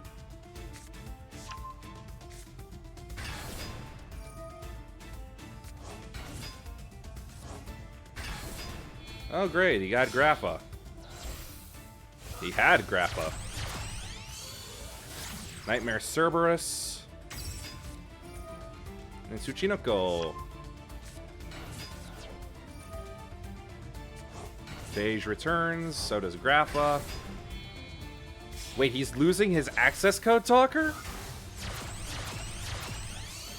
Oh, for Saryuja Skulldread.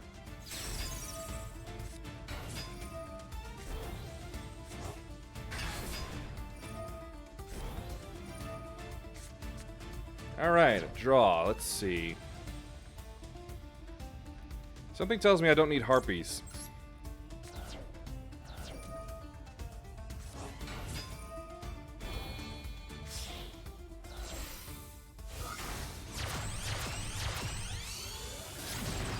Oh, great. That thing had... He used, like, level 7s for that, didn't he? Yeah, Graph is level 8. Dadgummit. That means it's protected from destruction and targeting.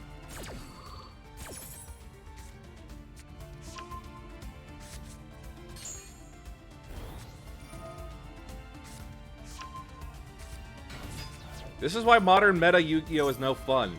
Your opponent just takes like 5+ minutes to take their entire turn, which uses up like half their deck and 90% of their extra deck. Oh my god, he got rid of the Blackluster Soldier? Nightmare Griffin.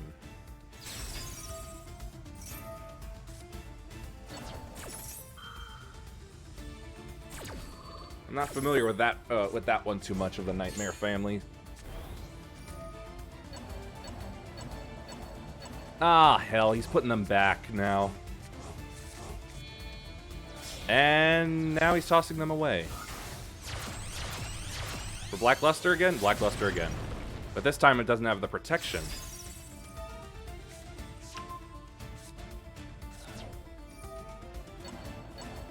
Will you just end your frickin' turn already? Jeebus cripes.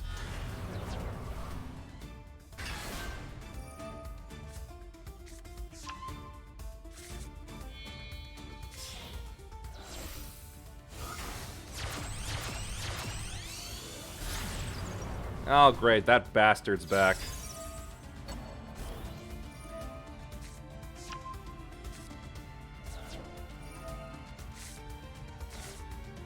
Oh, that's just terrible.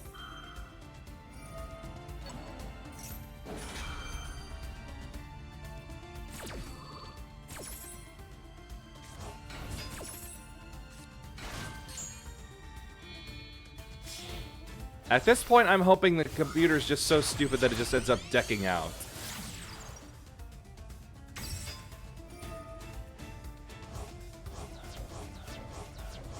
He's gotta be running low on cards at this point.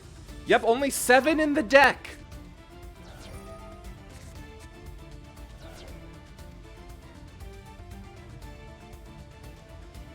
I'll throw away the A-Forces.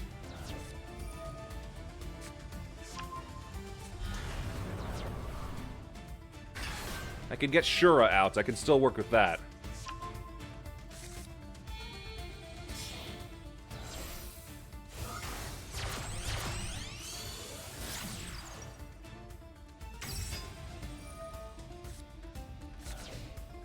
He's down to 3 cards in his deck.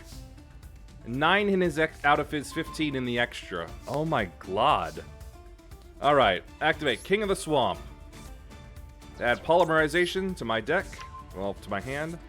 Next, activate Feast of the Wild. I summon Kuro Obi.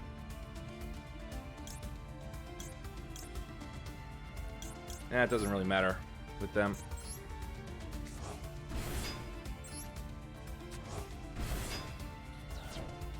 I know there's no application, so Polymerization. Oh, I gotta go for a moment.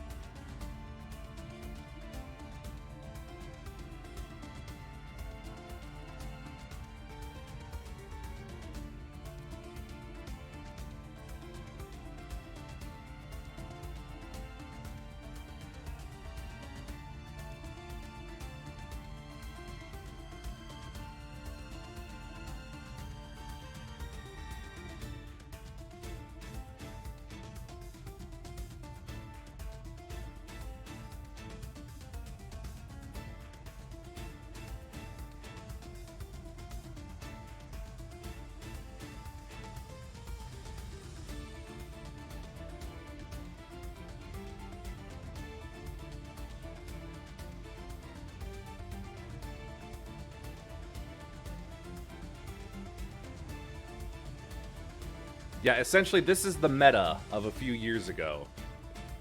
Not a lot of fun to be had, is there? Alright.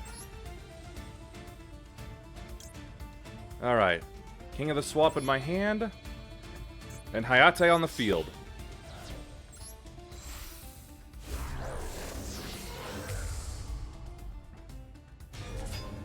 Alright, let me make sure I know absolutely what I can do with these. Cerberus. Co-linked. Co-linked monsters you control cannot be destroyed by card effects. Okay. Access code. Cannot activate cards or effects in response to its effect activations. That's not a problem. Let's see. Banish one link monster from your graveyard, field or graveyard. Destroy a card your opponent controls. What's he got in here in the graveyard? He's got Griffin. Blackluster Soldier. That's it. And Cerberus on the field. But if I can take down Access Code Talker, with his limited resources, there shouldn't be any way he can beat me next turn. So, to the battle phase. Activate Effect. Reduce all other attack points to 0. Kuro Obi cannot attack, but Shura can. Take out Access Code Talker by increasing attack by levels.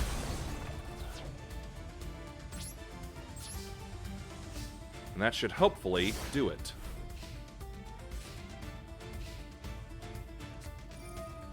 You're still trying to draw even at this phase? Come on. I'll lose passcode.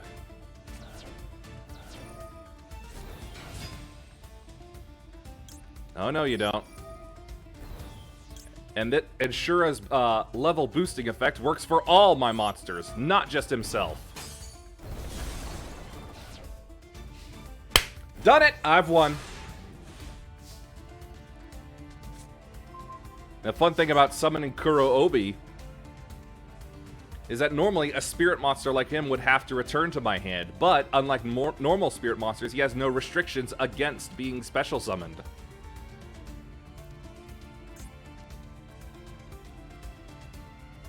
Alright, Feast of the Wild, level 5. Just for a little fun. Luminous Soldier and Hayate return. Well, actually, probably just to make sure the duel's finished.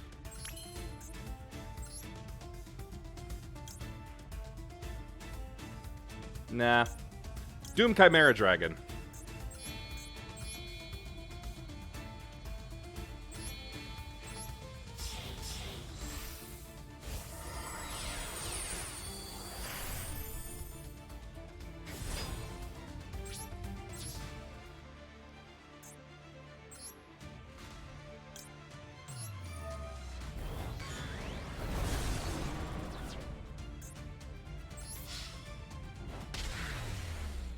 Ha!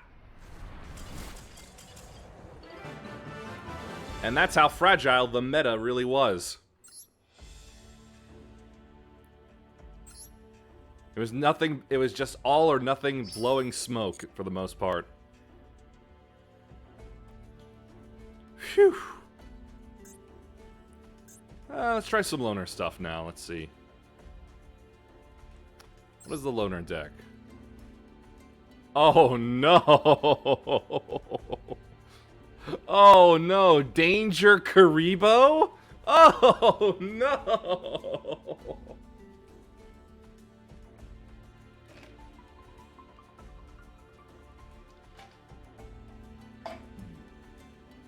Oh no! This is ridiculous!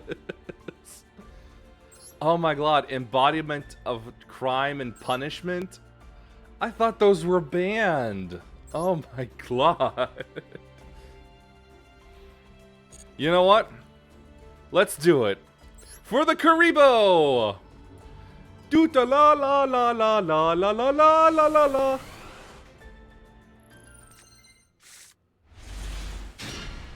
We'll have her stop the car then. Stupid joke.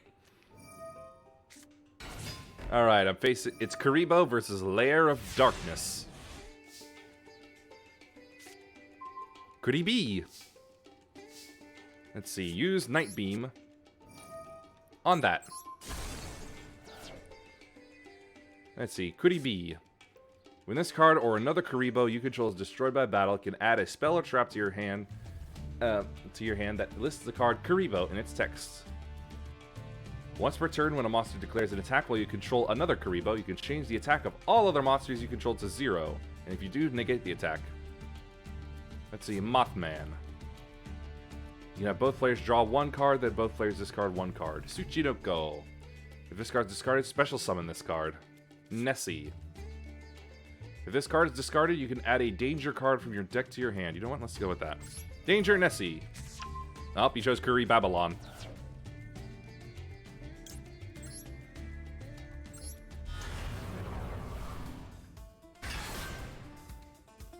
Not bad.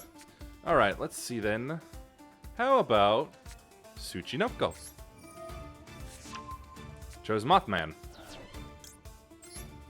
Tsuchinoko in defense.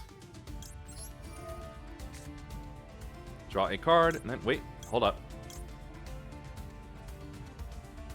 Right, Rainbow Kuriboh is meant to be in the hand, so bye Kuriboh.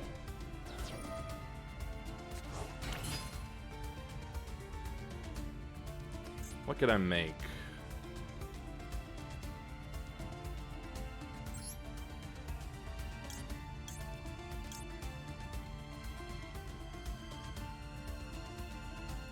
I guess I'll just have to go with Nightmare Phoenix.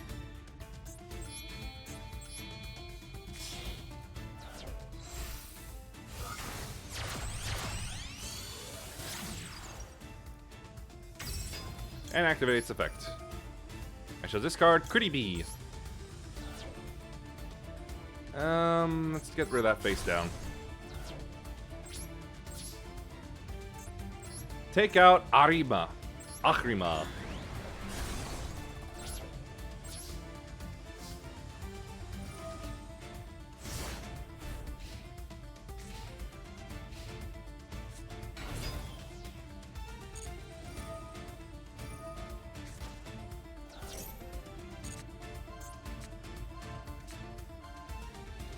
I wasn't paying attention, but I don't think any of those are virus cards.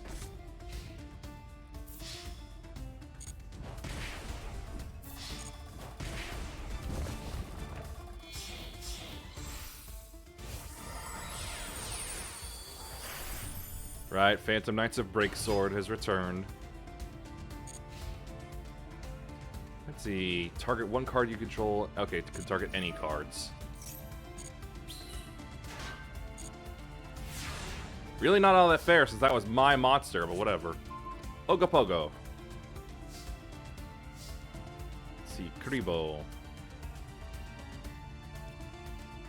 I won't be able to use its best effect, but Raigeki Break, destroy, break sword, and activate Ogopogo.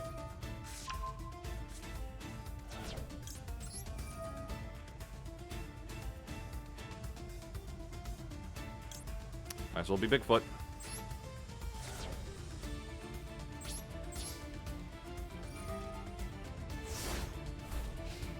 I don't think I know what I'm doing.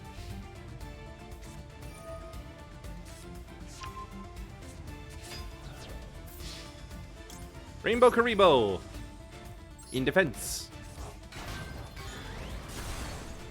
Woo! Goodie! Kuriboh.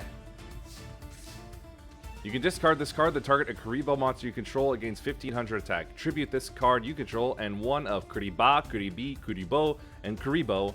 Add a Kuri Bandit from the deck or graveyard to the hand. Then you can normal summon a fiend monster from your hand.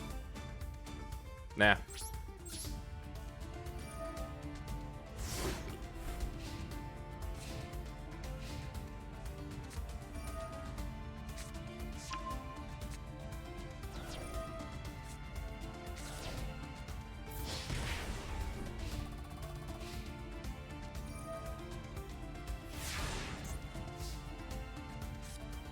Harpy's Feather Duster. Okay. Sweep. What was that face down card? Oh, right, Ballista Squad.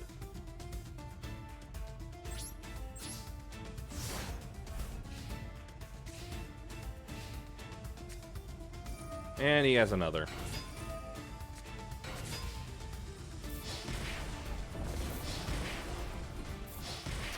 Right, I suppose this will be my last turn then.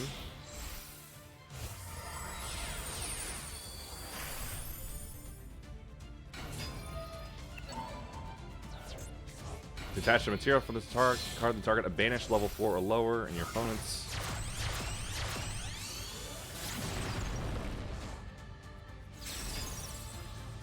Yeah, this is basically my last turn. Kuriboh.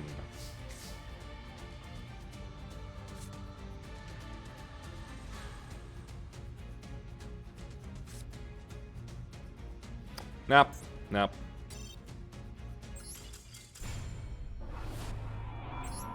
Kuriboh barely work as an archetype by themselves. Why would they think that combining them with danger would do anything?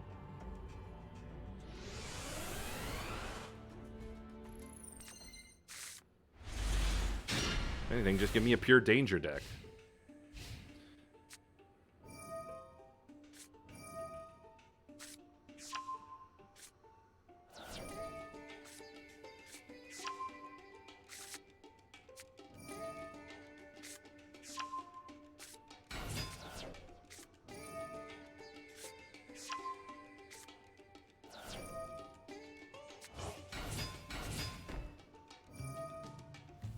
Surprised he didn't go for a Link summon. Another Kuriboh. Let's see. Perform a pal. Kuriboh. Opponent's monster declares a direct attack. You special summon from this hand. If you do, change the attack target to this card and proceed to damage calculation. If you would take battle damage from that battle, you gain that much life points instead. Right, whatever. Okapogo. They chose Kuriboh, which means I summon Okapogo. And get Dogman.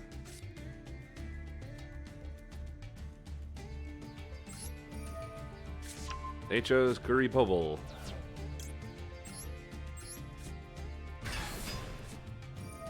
I got Kuriboh. What?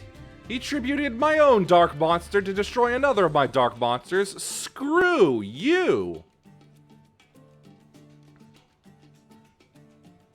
Opponent's monster declares an attack. You can discard this card, add a Kuriboh from your deck to your hand. You can discard a trap and target a face-up monster your opponent controls, loses 500 attack. I'm just gonna harass you with some Kuribohs then.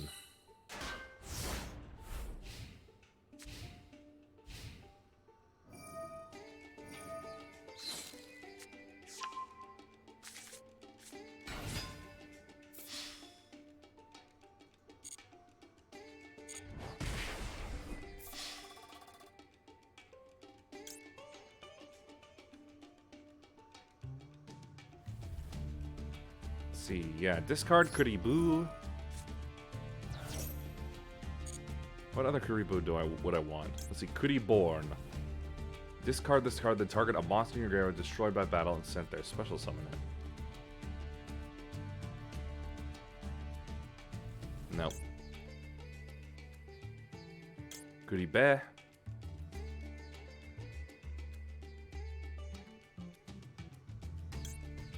Kuriboh. Special summon one monster with 300 attack or defense from your deck except Kuriboh.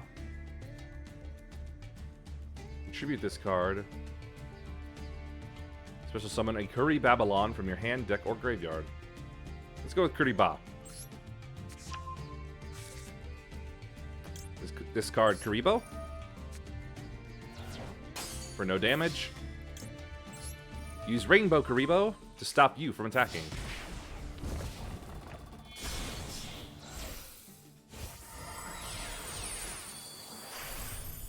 Dugar is the Timeless.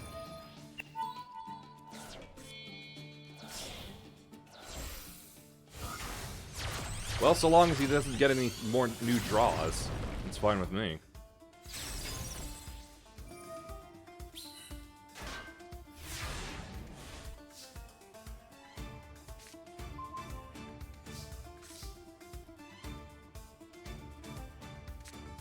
Set Kuriboh. End my turn.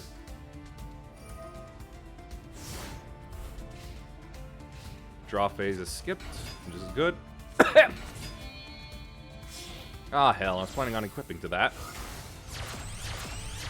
Well, looks like I'll be equipping to access code Talker instead.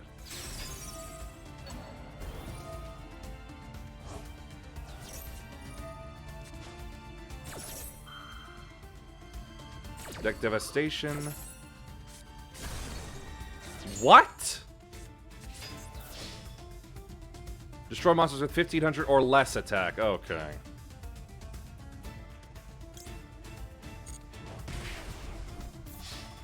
Let me guess.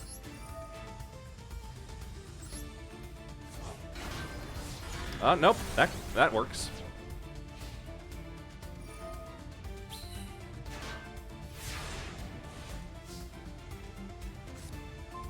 Babylon.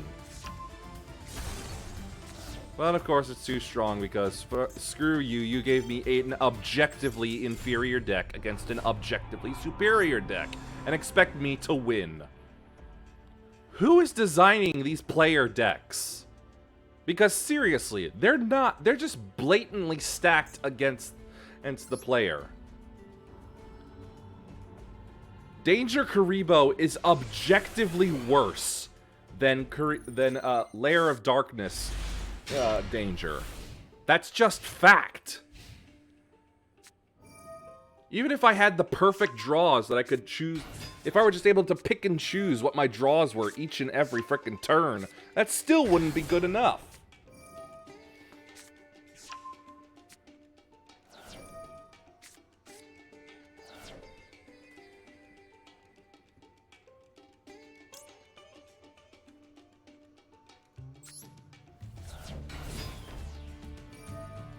Hey, yo! Whoa, whoa, hey!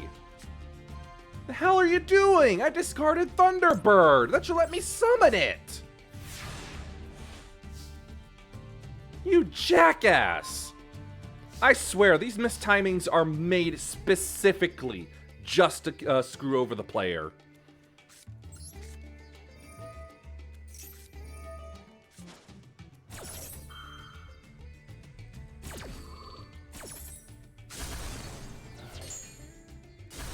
See, what exactly am I supposed to do when that happens?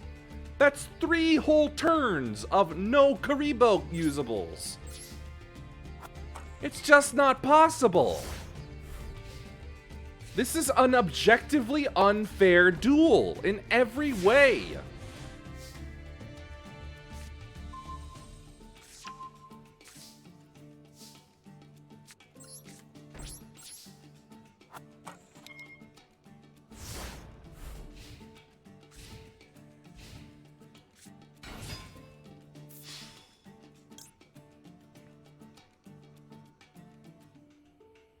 No point, Kuriboh. No point.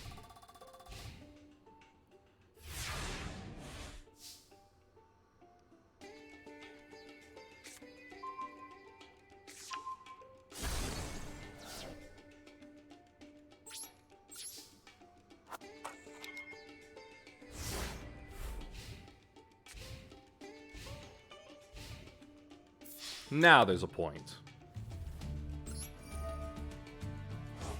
Finish Kuriboh to summon Kuriboh.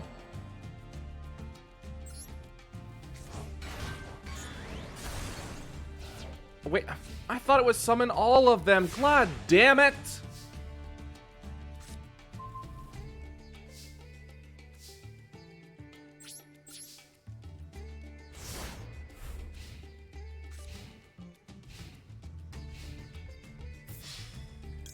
Use Performapal Kuriboh.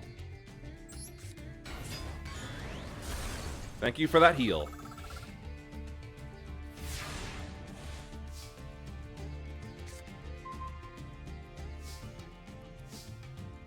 Activate Raigeki Break. Discard Mothman to destroy Akriba. Tributed Dark Monster, draw 2 cards. No spell card in my hand to negate it. Oh, now you consider discarding to work.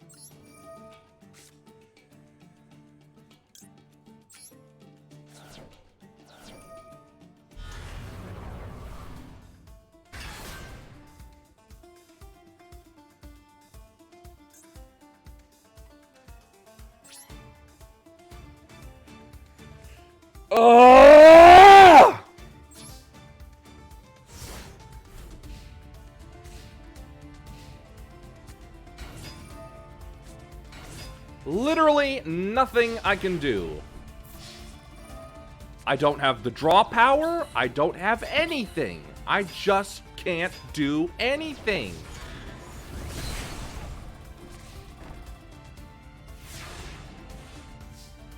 I don't have the draw power. I don't have the attack power. I don't have any power of any kind.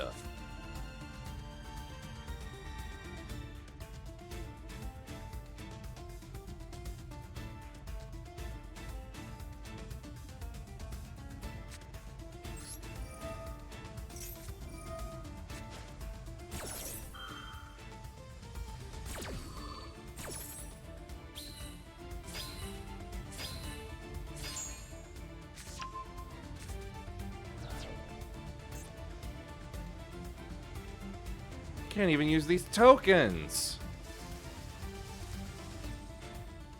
Oh wait, right, I forgot I can make things happen on the screen. There's Tsuchinoko. Monster.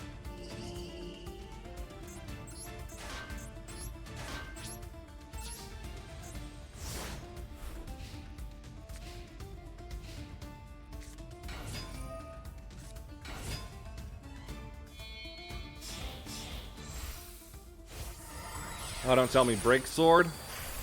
Ah, Levier.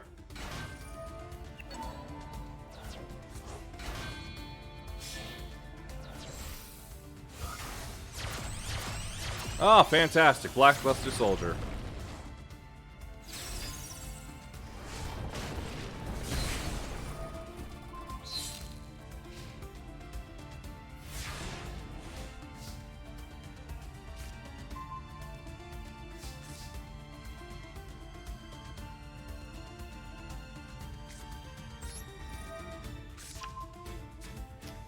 Jackalope, summon a monster defense mode. What is even the point now?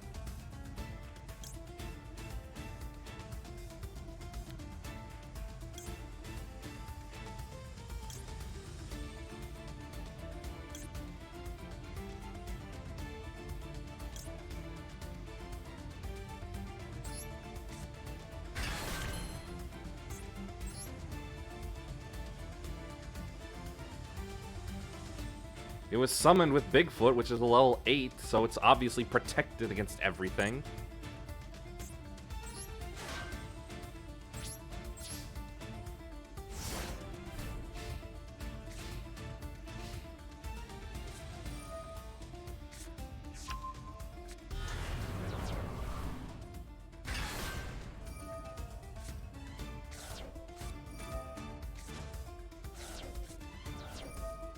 Oh joy, it gets even worse.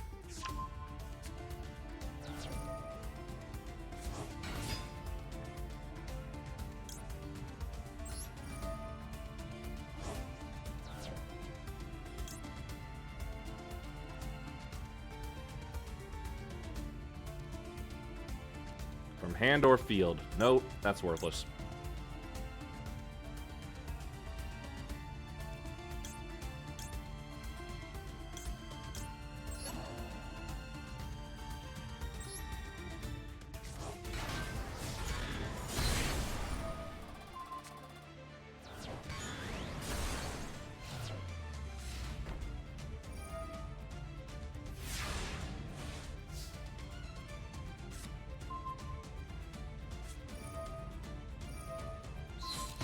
Knew it. Because you're just a complete and utter jackass.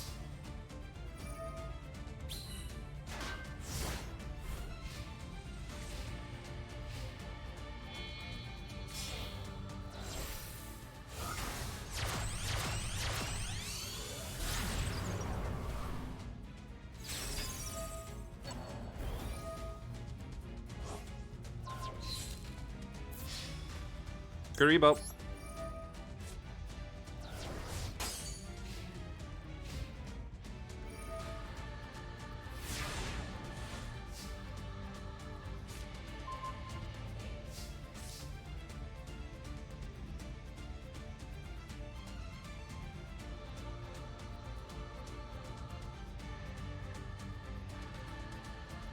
Yeah, there's just no winning with this deck. It's absolutely impossible, even if you get to handpick what cards from the deck you draw each and every turn. It's just not possible.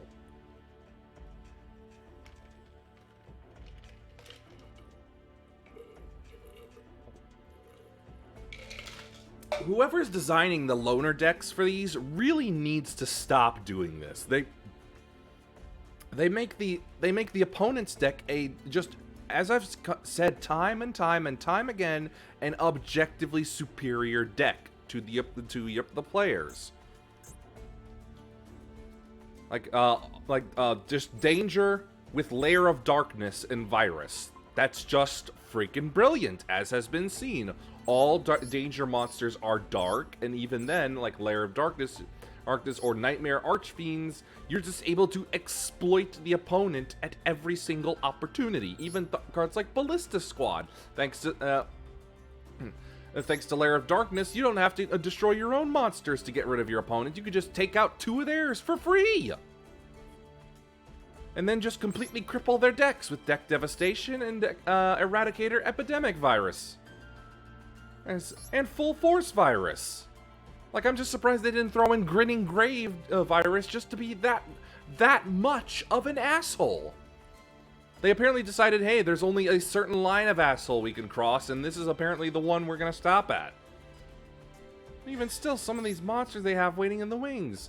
Dark Armed, the Dragon of Annihilation, Zombie Stein, Hope Harbinger Dragon Titanic Galaxy, one of the pinnacle of pinnacles of asshole cards. Right behind Access Code Talker. Whoever is designing these decks just has no idea of what fair and balanced is. Like, obviously the strongest card in this deck is like similar. You got Access Code, Blackluster Soldier, and Hope Harbinger. But what do I have to use in the meantime? Kuriboh! An archetype that barely works on its own.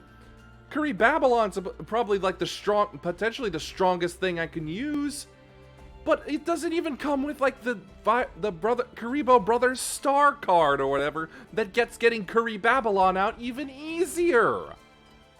This is just poorly designed, with hatred of the player as the only thing in their brain.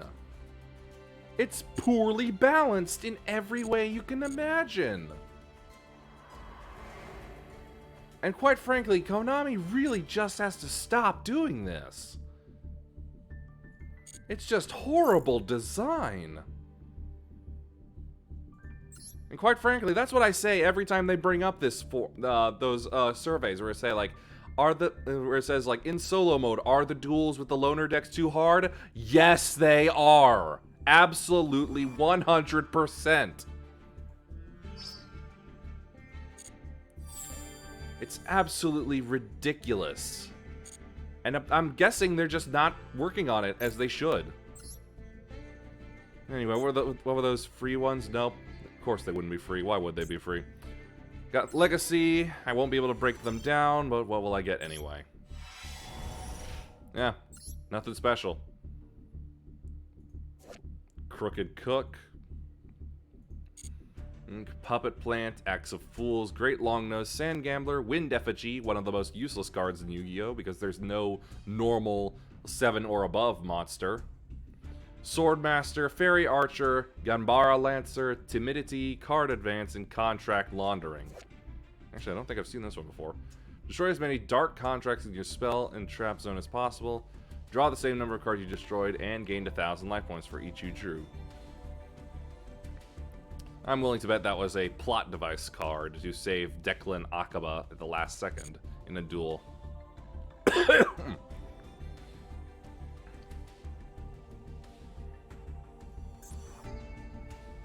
Well, that's almost up towards a 10-pack, but again, I can't break anything down, so what's the use? I don't even know what I want to work on anymore. I guess my vampires. It's mostly just spell and traps, I think, that I gotta work on with them. see. What were the costs of them? Vampire. Let's see. What I want is Awakening, Domination. Oh, right. I still got the extra deck cards to get, like, Sheridan and Braum. And Sucker, of course.